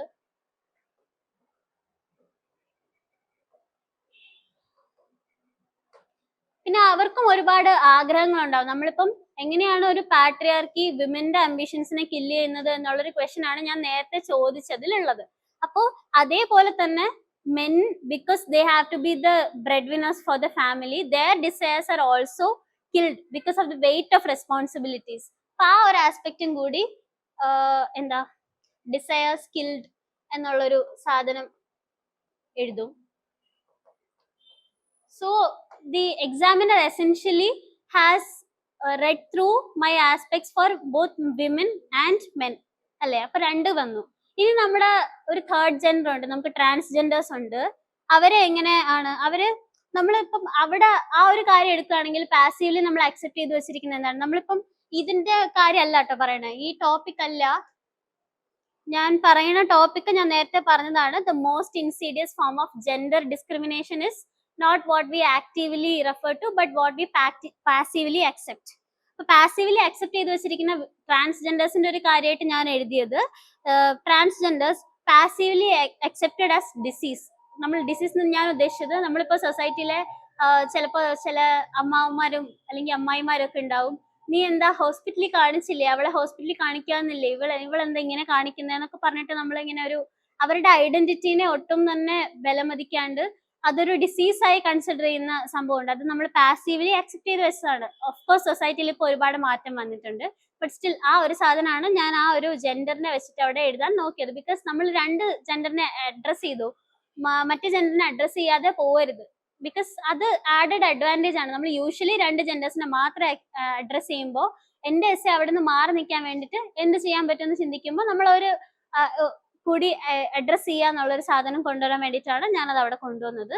ആൻഡ് ഇത് നമ്മൾ പാസീവ്ലി അക്സെപ്റ്റ് ചെയ്ത് വെച്ചിട്ടുണ്ട്. നമ്മൾ ഇനി ചെയ്യേണ്ടത് എന്താണ്? ഇതൊക്കെ മാറ്റാൻ വേണ്ടി ചെയ്യേണ്ടത് ആക്റ്റീവ്ലി ഇതിനെയൊക്കെ ഐഡന്റിഫൈ ചെയ്ത് ചേഞ്ച് കൊണ്ടുവരിക എന്നുള്ളൊരു സാധനമാണ്. അപ്പൊ ഞാൻ ഇത്രയും പാർട്ട് ഏകദേശം ഒരു 5-6 പേജസ് ആവുമ്പോൾ എഴുതി കഴിയുമെങ്കിൽ ഞാൻ അതിൻ്റെ അത് പിന്നെ നമ്മൾ പറയേണ്ടത്, അങ്ങനെയാണെങ്കിൽ നമ്മൾ ഇനി ബാക്കി ചെയ്യേണ്ടത് ഇതിനെ ആക്റ്റീവ്ലി ഐഡന്റിഫൈ ചെയ്ത് ചേഞ്ച് കൊണ്ടുവരിക എന്നുള്ളൊരു സാധനമാണ്. ഇനി അതായിരിക്കും എൻ്റെ ഒരു second part of the essay constitute ചെയ്യാൻ പോകുന്നത്.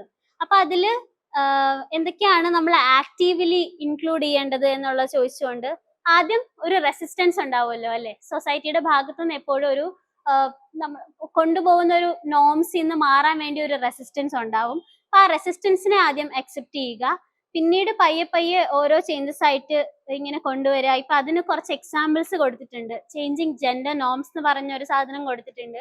പിന്നെ transgenders coming into mainstream എന്ന് പറയുന്ന ഒരു എക്സാമ്പിൾ കൊടുത്തിട്ടുണ്ട്. ആ ഒരു സമയത്ത് ഞാൻ മെയിൻസ് എഴുതുന്നതിന് തൊട്ട് മുന്നേ ഒരു വാർത്ത വന്നിരുന്നു.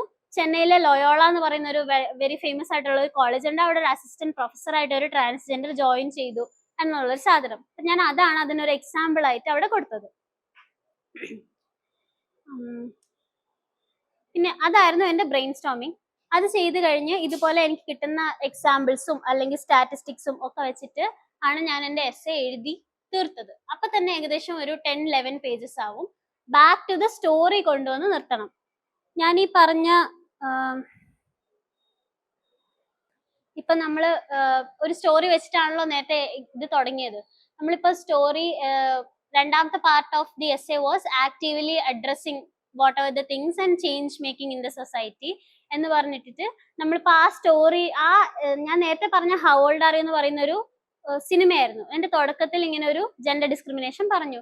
ആ സിനിമ തീരുമ്പോ എന്താ നമ്മൾ കാണുന്നത്, അത് ആ ഫാമിലി ആക്റ്റീവ്ലി എന്താ കണ്ടുപിടിച്ചിട്ട് അവരുടെ വഴിക്ക് വിട്ടു. അപ്പൊ അവരുടേതായുള്ള മേഖലയിൽ കുറച്ചും കൂടി ഇമ്പോർട്ടൻസ് ഗെയിൻ ചെയ്തു. ആൻഡ് അത് ഹോൾ ഫാമിലിക്ക് തന്നെ നല്ലതായിട്ട് വന്നു, അഗെയിൻ ഹോൾ സൊസൈറ്റിക്ക്, സ്റ്റേറ്റിന് തന്നെ നല്ലതായിട്ട് വന്നു എന്നുള്ള രീതിയിലാണ് ആ ഫിലിം എൻഡ് ചെയ്യുന്നത്. അപ്പൊ അങ്ങനെ തന്നെ ഇപ്പൊ നമ്മൾ ആക്റ്റീവ്ലി ഓരോന്ന് അഡ്രസ്സ് ചെയ്ത് മാറിയാൽ അതുപോലെ സൊസൈറ്റിക്ക് മുഴുവനായിട്ടൊരു മാറ്റം കൊണ്ടുവരാം എന്നുള്ള രീതിയിൽ അതേ മൂവി വെച്ചിട്ട് കൺക്ലൂഷൻ എഴുതി കഴിഞ്ഞാൽ, again my introduction and conclusion R on the same page. I'm not saying literally the same page, but the idea on the same idea.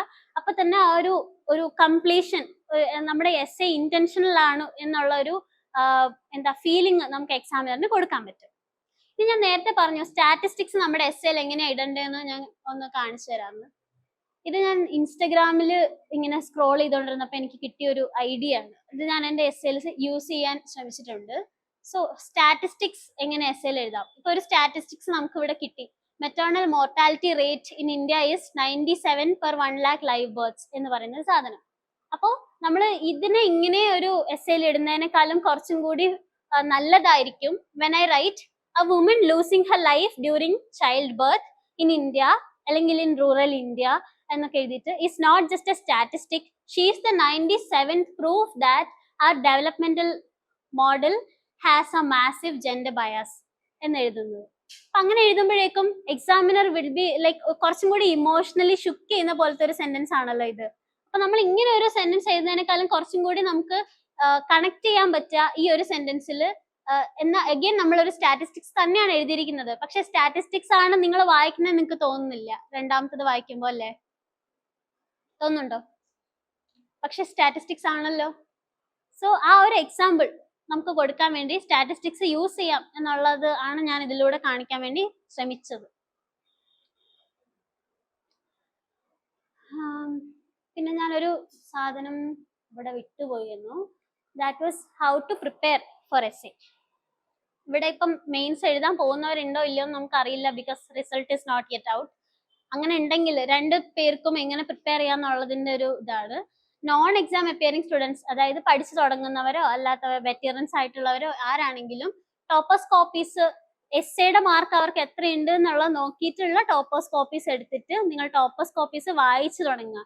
ഞാൻ വായിച്ചത് കുറച്ച് ടോപ്പേഴ്സ് ഉണ്ട്, ലൈക്ക് ശ്രുതി ശർമ്മ മാമിന്റെ എസ്സേ കോപ്പീസ് ഒക്കെ ഞാൻ വായിച്ചിരുന്നു. ആൻഡ് അവരുടെ ടോപ്പേഴ്സ് കോപ്പി എപ്പോഴും അവർ നോക്കുന്ന ഒരു സാധനമാണ് ഈ തുടങ്ങുന്ന സ്ഥലത്ത് തന്നെ കൊണ്ടുവന്ന് എൻഡ് ചെയ്യുന്ന സാധനം.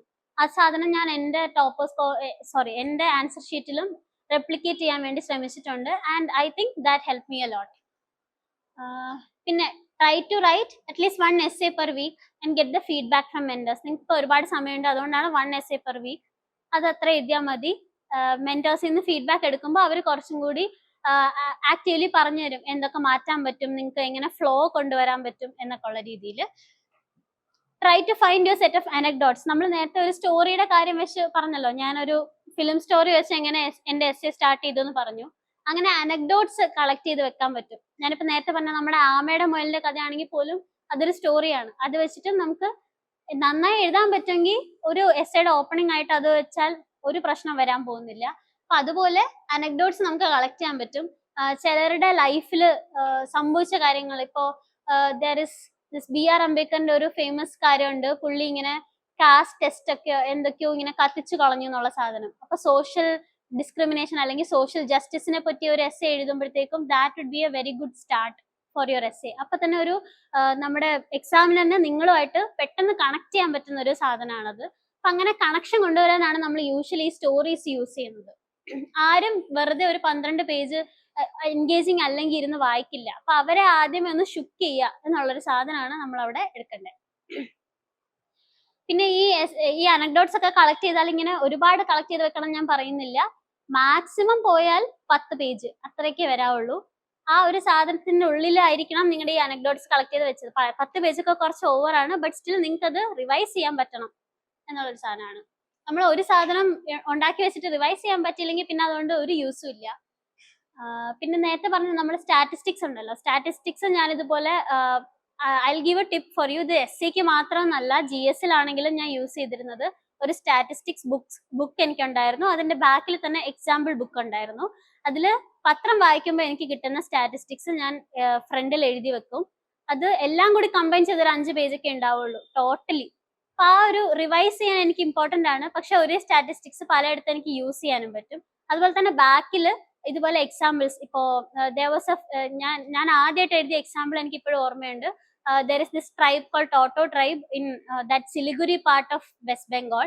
അവിടെ ഒരു IRS ഓഫീസർ ആ ഒരു ട്രൈബ്സിന് അവരുടെ ഗെംച എന്ന് പറയുന്ന ഒരു റിലീജിയസ് പ്ലേസ് ഉണ്ട്, അത് റിനോവേറ്റ് ചെയ്ത് കൊടുത്ത ഒരു എക്സാമ്പിൾ. അപ്പൊ അത് എനിക്ക് എത്തിക്സിൽ ഒരു എക്സാമ്പിൾ ആയിട്ട് യൂസ് ചെയ്യാൻ പറ്റും ഫോർ സിവിൽ സർവൻസ് നല്ല കാര്യങ്ങൾ ചെയ്യുന്നത്. ആൻഡ് വേണമെങ്കിൽ എനിക്ക് എസ്സേയിൽ ഒരു റെസ്പെക്ട് ടു ദ കൾച്ചർ അല്ലെങ്കിൽ ട്രഡീഷൻ എന്ന് പറഞ്ഞ ഒരു സാധനത്തിൽ കൊടുക്കാൻ പറ്റും. അങ്ങനെ വേരിയസ് സ്ഥലങ്ങളിൽ. ആൻഡ് ട്രൈബൽസിനെ പറ്റി വേറെ ഏതെങ്കിലും GS പേപ്പറിൽ ഒരു ക്വസ്റ്റ്യൻ വന്നാൽ എനിക്ക് അതിന് എക്സാമ്പിൾ കൊടുക്കാൻ പറ്റും.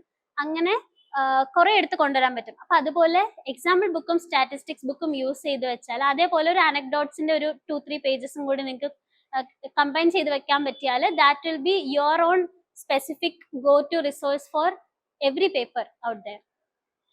ഈ പറയുന്ന കഥകള് എത്തിക്സ് പേപ്പറിൽ നമുക്ക് യൂസ് ചെയ്യാൻ പറ്റും കേട്ടോ. പിന്നെ എക്സാം അപ്പിയറിംഗ് ആസ്പിറൻസ് ആണെങ്കിൽ അഗെയിൻ ഇത് തന്നെയാണ്, ടോപ്പേഴ്സ് കോപ്പി തന്നെയാണ് നിങ്ങളുടെയും പ്രതീക്ഷ. വായിക്കാൻ ശ്രമിക്കുക പറ്റുമെങ്കിൽ. പിന്നെ ബ്രെയിൻ സ്റ്റോം ചെയ്യുക. ബാക്കിയുള്ളവർക്കും ബ്രെയിൻ സ്റ്റോം ചെയ്യാന്നല്ല, പക്ഷെ കുറച്ചും കൂടി effective would be writing the essay. അവർക്ക് അത്രയും സമയം ഇല്ലാത്തതുകൊണ്ടാണ്, 2 മാസത്തിനുള്ളിൽ നമുക്ക് മെയിൻ സ്റ്റഡി ആവണ്ടേ, അപ്പൊ അതിന് അത്രയും സമയം ഇല്ലാത്തതുകൊണ്ടാണ് I was suggesting brain Storm at least 1 essay topic a day and until at least 2 weeks before your actual mains examination. നിങ്ങൾക്ക് അത്ര എസ്സേ എഴുതാൻ അറിയാത്തവരാണെങ്കിൽ അങ്ങനെ ചെയ്യുക. എസ്സേ കുഴപ്പമില്ല എന്ന് തോന്നുന്നവരാണെങ്കിൽ യു ക്യാൻ എന്താ stop it even before that. അത് ഓരോരുത്തരുടെ ഇഷ്ടം. Maintain anecdote and example notes. അവർക്ക് കുറച്ചും കൂടി ഓൺലൈൻ ആയിട്ട് അത് ചെയ്യലായിരിക്കും ഇഷ്ടം, അല്ലെങ്കിൽ കുറച്ചും കൂടി ചെയ്യാൻ പറ്റുന്ന കാര്യം. ബിക്കോസ് നമ്മുടെ AI ടൂൾസ് ചാറ്റ് GPT അല്ലെങ്കിൽ അങ്ങനെയുള്ള സാധനങ്ങളൊക്കെ അവരോട് പോയിട്ട് ഇപ്പൊ ജെൻഡർ ഡിസ്ക്രിമിനേഷനെ പറ്റി ഒരു സ്റ്റോറി കുറച്ച് സ്റ്റോറി എസ്സേൽ UPSC മെയിൻസ് എസ്സേൽ എഴുതാൻ പറ്റിയത് എന്നൊക്കെ പറയുമ്പോഴേക്കും അവർ ചെറിയ സെന്റൻസിലൊക്കെ ആയിട്ട് നമുക്ക് ഇങ്ങനെ സ്റ്റോറീസ് ഒക്കെ തരും. അപ്പൊ അതൊക്കെ എടുത്ത് കോറിലേറ്റ് ചെയ്ത് വെക്കാൻ പറ്റും. ഞാൻ AI ടൂൾസ് അതിനുവേണ്ടി ഒരുപാട് യൂസ് ചെയ്തിട്ടുണ്ടായിരുന്നു, ബ്രെയിൻ സ്റ്റോം ചെയ്യാനും അതുപോലെ എക്സാമ്പിൾസ് എടുക്കാനും.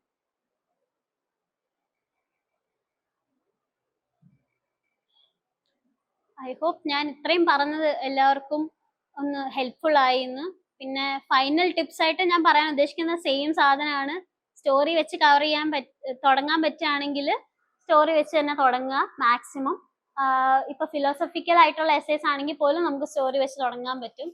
അത് ഞാൻ എൻ്റെ ഒരു ഫിലോസഫിക്കൽ ടോപ്പിക്കിലെ എസ്സേ കൂടി ഞാൻ വായിച്ച് കാണിച്ചു തരാം. ആൻഡ് അറ്റ്ലീസ്റ്റ് 4 ഡയമെൻഷൻസ് എങ്കിലും ഒരു ടോപ്പിക്കിൻ്റെതായിട്ട് കൊണ്ടുവരാൻ. നമ്മൾ നേരത്തെ ഒരു ടോപ്പിക് എടുത്ത് അതിനെ 2ആയിട്ട് തിരിച്ചു, അതിൻ്റെ അകത്ത് 2-3 ആസ്പെക്ട് കൊണ്ടുവരാം, മറ്റതിൻ്റെ അകത്ത് 2-3 ആസ്പെക്ട് കൊണ്ടുവരാം. അപ്പോഴേക്കും തന്നെ നമ്മുടെ ഒരു 12-13 പേജസ് ഒക്കെ തീരും. ഇപ്പൊ ഡയമെൻഷൻസ് എങ്ങനെ എടുക്കണം എന്ന് അറിയാത്തവർക്ക്, നേരത്തെ ഒരാൾ എന്നോട് ചോദിച്ചിരുന്നു ഇപ്പൊ പാട്രിയാർക്കി ആണെങ്കിൽ നമ്മളത് എങ്ങനെ ബ്രെയിൻ സ്റ്റോം ചെയ്യണം എന്ന്. ഞാൻ ആൾക്ക് പറഞ്ഞു കൊടുത്തത്, ഒരു കുട്ടിയായിരിക്കുമ്പോൾ നമുക്ക് എങ്ങനെ അത് ഫീൽ ചെയ്യുന്നു, അല്ലെങ്കിൽ അടുത്തിരിക്കുന്ന ഇപ്പം ഒരു പെൺകുട്ടിക്ക് എങ്ങനെ ഫീൽ ചെയ്യുന്നു, കൂടെ ഒരു സഹോദരൻ ഉണ്ടെങ്കിൽ സഹോദരൻ എങ്ങനെ ഫീൽ ചെയ്യുന്നു, വീട്ടിലെ അച്ഛൻ എങ്ങനെ ഫീൽ ചെയ്യുന്നു, അമ്മയ്ക്ക് എങ്ങനെ ഫീൽ ചെയ്യുന്നു, ഈ പാട്രിയാർക്കി ഇവരെ ഓരോരുത്തരെ എങ്ങനെ എഫക്ട് ചെയ്യുന്നു എന്നുള്ള രീതിയിൽ നമുക്ക് അത് എടുക്കായിരുന്നു. അതുപോലെ വേറൊരു ആസ്പെക്ട് ആണ് ഇൻഡിവിജ്വലിന് എങ്ങനെ ഒരു സാധനം ഫീൽ ചെയ്യുന്നു, പിന്നെ ഫാമിലിക്ക് എങ്ങനെ, സൊസൈറ്റിയിൽ എങ്ങനെ, നേഷനിൽ എങ്ങനെ. പാട്രിയാർക്കി മാത്രമല്ല, നമ്മളിപ്പോ ഒരു എൻവയോൺമെന്റ് ഇഷ്യൂ ആണ് നമുക്ക് വരുന്നതെന്നുണ്ടെങ്കിൽ അതിൽ നമുക്ക് ഇങ്ങനെ ഒരു സാധനം എടുക്കാം. ഇനി അതല്ല, ചേഞ്ചിനെ പറ്റിയാണ് ഒരു ദിവസം ടോപ്പിക് ചേഞ്ചസ് ഇന്നെവിറ്റബിൾ എന്ന് പറഞ്ഞിട്ട്. അപ്പൊ അതിലാണെങ്കിൽ ഞാൻ എടുത്ത ആസ്പെക്ട് ചൈൽഡ്ഹുഡിൽ എന്ത് ചേഞ്ചാണ് നമുക്ക് ആദ്യം ഫീൽ ചെയ്യുക. നമുക്ക് എഴുന്ന് നടന്നത്തോന്ന് നമ്മൾ നടന്നു തുടങ്ങിയപ്പോൾ അത് നമുക്ക് ഏറ്റവും വലിയൊരു ചേഞ്ച് ആയിട്ട് ഫീൽ ചെയ്തു. പിന്നീട് ടീനേജ് ആയപ്പം വേറെ കുറെ ചേഞ്ചസ് ആണ് വന്നത്. അഡൽട്ട്ഹുഡിൽ എന്ത് വരാം, ഓൾഡ് ഏജിൽ എന്ത് വരാം എന്നൊക്കെ ഉള്ളൊരു സാധനം. ഈ 2-3 data points or examples per argument. നമ്മൾ ഈ നേരത്തെ 4 ഡയമെൻഷൻസ് എങ്കിലും കവർ ചെയ്തു, അതിൽ ഓരോന്നിലും ഡേറ്റ പോയിന്റ്സോ എക്സാമ്പിൾസോ കൊണ്ടുവന്നാൽ വെൽ ആൻഡ് ഗുഡ്. കാരണം നമ്മൾ വെറുതെ ഒരു ആർഗ്യുമെന്റ് പറഞ്ഞതല്ല, അതിന് നമ്മൾ സൊസൈറ്റിയിൽ നിന്ന് തന്നെ ഒരു എക്സാമ്പിൾ എടുത്തു കാണിച്ചു എന്ന് എക്സാമിനറിന് മനസ്സിലാവും. അപ്പോൾ അത് ഞാൻ നേരത്തെ പറഞ്ഞ പോലെ ഡംപ് ചെയ്തിടാണ്ട് പറ്റുമെങ്കിൽ ഈ പറഞ്ഞ പോലെ വീവ് ചെയ്ത് ആ സബ്ജക്റ്റിന്റെ കൂടെ ചേർത്ത് എഴുതാൻ വേണ്ടിയിട്ട് ശ്രമിക്കുക. ഓരോ പാരഗ്രാഫും അടുത്ത പാരഗ്രാഫിനുമായിട്ട് ഒരു കണക്ഷൻ വേണം, എന്നാലാണ് എസ്സേ വായിച്ചു പോകുമ്പോൾ ഒരു ഫ്ലോ ഉണ്ടാവുള്ളൂ. ഞാൻ എപ്പോഴും എൻ്റെ അടുത്ത് എസ്സേന്റെ ടിപ്സ് ചോദിക്കാറുള്ളവരോട് പറഞ്ഞു, ഒരു 8ാം ക്ലാസ്സിലെ കുട്ടി വായിച്ചാലും നിങ്ങളുടെ എസ്സേ അവർക്ക് മനസ്സിലാവണം. വലിയ ഒരു വൊക്കാബുലറിയോ ഒന്നും അല്ല നമുക്ക് വേണ്ടത്. കണക്ഷൻ വേണം, ഫ്ലോ വേണം. വായിക്കുന്ന ആൾക്ക് അവിടെ വായിച്ചുകൊണ്ടിരിക്കാനായിട്ടുള്ളൊരു മൈൻഡ് സെറ്റ് നമുക്ക് ഉണ്ടാക്കി കൊടുക്കണം. അതാണ് എസ്സേയിൽ ഏറ്റവും കൂടുതൽ വേണ്ടത്. So conclusion resonates the opening story. In case നിങ്ങൾ എഴുതിക്കൊണ്ട് വരുമ്പോൾ നിങ്ങൾക്ക് തോന്നുന്നില്ല ഇത് കണക്ഷൻ ഉണ്ടോ എന്ന്, ജസ്റ്റ് തൊട്ട് മുമ്പത്തെ പാരഗ്രാഫ് ഒന്ന് വായിച്ചു നോക്കുക. അതുമായിട്ട് കണക്ട് ചെയ്ത് നിങ്ങളുടെ അടുത്ത ആർഗ്യുമെന്റ് നിങ്ങൾക്ക് എഴുതാൻ വേണ്ടിയിട്ട് അപ്പോൾ ഒരു ഇത് വരും. അങ്ങനെ ഒന്ന് കണക്ട് ചെയ്ത് കൊടുക്കുക, അതേ അതിൽ ചെയ്യാനുള്ളൂ. അതിന് ഈ കണക്ഷൻ കൊടുക്കുക എന്നുള്ളത് നമുക്ക് പ്രത്യേകമായിട്ട് പഠിപ്പിക്കാൻ പറ്റില്ല. നമ്മൾ എഴുതി തെളിഞ്ഞു വരിക എന്നുള്ളത് മാത്രമാണ് അതിനുള്ള ചെയ്യാൻ പറ്റിയ ഒരു കാര്യം. പിന്നെ conclusion again resonates with the opening story with more clarity. അല്ലെങ്കിൽ കൺക്ലൂഷൻ, ആ സ്റ്റോറിക്ക് ഒരു കൺക്ലൂഷൻ കൊടുത്തുകൊണ്ടായിരിക്കണം നമ്മുടെയും കൺക്ലൂഷൻ തീരേണ്ടത്. സോ നമ്മുടെ എസ്സേ ഒരു ഇന്റൻഷണൽ ആയിട്ടിരിക്കും.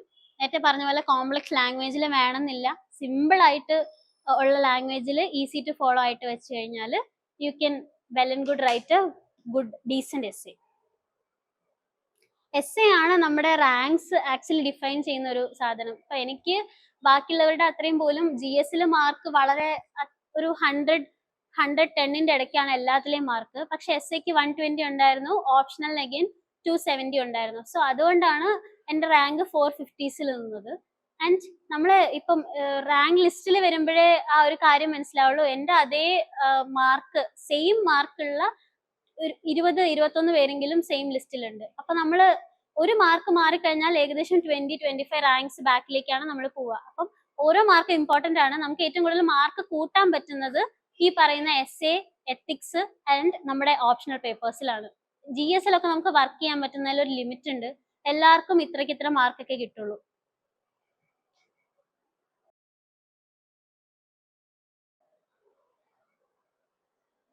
So I will read one more essay. ഇപ്പൊ നമ്മൾ പറഞ്ഞത് ജി എസ് ടോപ്പിക് ബേസ്ഡ് ആയിട്ടുള്ള 2 essaysനെ പറ്റിയായിരുന്നു. ഇനി there is an essay from a philosophical topic. Change is inevitable but transformation is a choice. എനിക്കിതിവിടെ കാണിക്കാൻ പറ്റാത്തതുകൊണ്ടാണ് ഞാൻ പറയുന്നത്. There is limitations to show it here. So again the topic is change is inevitable but transformation is a choice. ഇത് നമുക്ക് എങ്ങനെ brain Storm ചെയ്യാം? Change inevitable ആണ്, ട്രാൻസ്ഫോർമേഷൻ ചോയ്സ് ആണ് എന്ന് പറയുന്ന 2 ഇതായിട്ട് അഗെയിൻ ആ ഒരു ടോപ്പിക്കിനെ തന്നെ തിരിച്ചതിന് ശേഷം ചേഞ്ച് എങ്ങനെ ഇന്നെവിറ്റബിൾ ആകുന്നു, അതിനെ ഇപ്പൊ നമുക്ക് ഒരു ഞാൻ നേരത്തെ പറഞ്ഞ പോലെ ഫാമിലിയിൽ എങ്ങനെ, ഇൻഡിവിജ്വലിന് എങ്ങനെ, ഫാമിലിയിൽ എങ്ങനെ, സൊസൈറ്റിയിൽ എങ്ങനെ എന്ന് പറഞ്ഞു പോവാം. അതല്ല കുട്ടിയായിരിക്കുമ്പോൾ എങ്ങനെ, കുറച്ച് വലുതായാൽ എങ്ങനെ, അങ്ങനെ വെച്ച് പോവാം. അപ്പൊ ഏത് ആസ്പെക്റ്റിൽ വേണമെങ്കിലും നമുക്ക് അതിനെ തിറ്റാം. ഞാൻ ഇത് തുടങ്ങാൻ പോണത്, ഞാൻ വായിക്കാം എൻ്റെ എസ്സേ ഞാൻ എങ്ങനെയാണ് എഴുതിയെന്നുള്ളത്.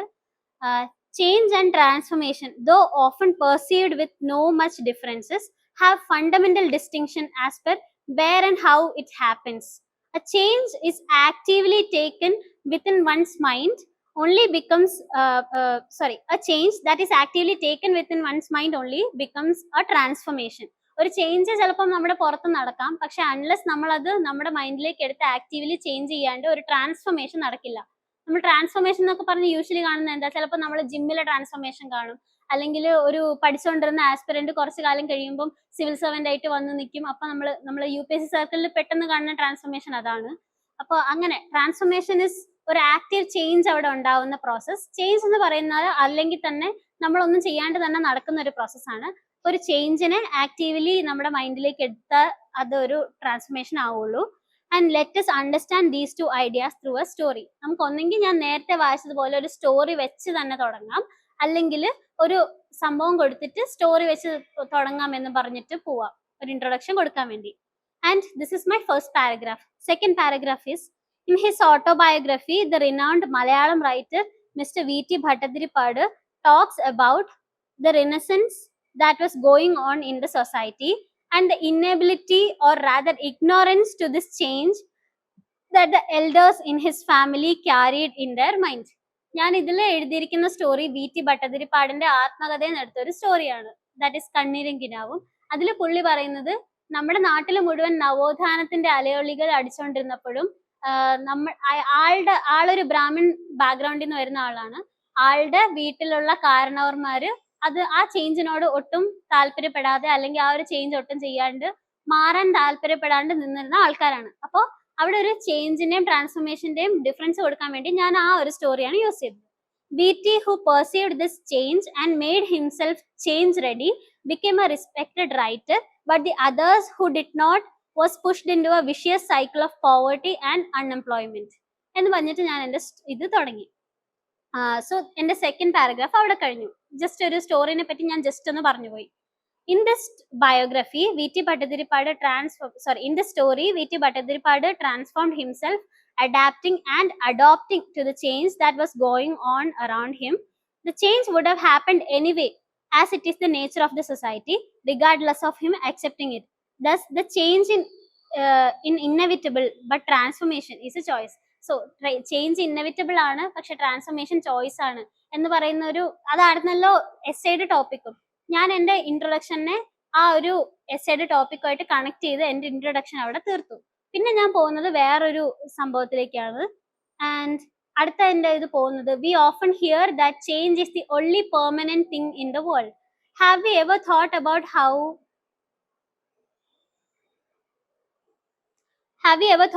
how and why it is so? Let's dive deeper into our surroundings. The previous moment and the thoughts we had in is not the same anymore, right? The change has changed everything about it.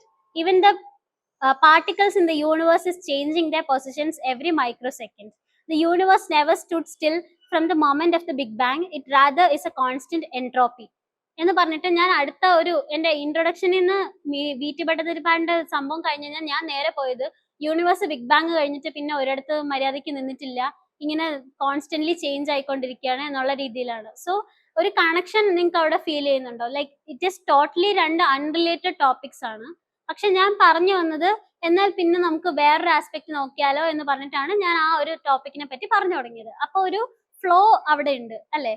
നേരത്തെ ഒരു സംഭവത്തിനെ പറ്റി പറഞ്ഞുവെങ്കിലും പുതിയൊരു സംഭവത്തിലേക്കാണ് ഞാൻ പോകുന്നതെന്നുള്ളൊരു സാധനം തോന്നിക്കാണ്ട് റീഡറിന് ഒരു flow കൊടുത്ത് എനിക്ക് S എഴുതാൻ പറ്റി. സോ അതാണ് ഞാൻ നേരത്തെ പറഞ്ഞ ആ കണക്ഷൻ. നേരത്തെ പാരഗ്രാഫിൽ നിന്ന് പുതിയ പാരഗ്രാഫിലേക്ക് വരുമ്പോൾ ഒരു ഫ്ലോ അവിടെ കൊടുക്കാൻ വേണ്ടി ശ്രദ്ധിക്കുക. ഒന്നും പറ്റിയില്ലെങ്കിൽ നമുക്ക് വേറൊരു ആസ്പെക്ട് നോക്കിയാലോ എന്ന് പറഞ്ഞിട്ട് ഒരു സെന്റൻസ് ഇട്ട് അടുത്തൊരു സംഭവം എഴുതി തുടങ്ങുക. ഇതൊക്കെയാണ് നമുക്ക് ഒരു ഫ്ലോ കൊണ്ടുവരാൻ വേണ്ടി ചെയ്യേണ്ടത്.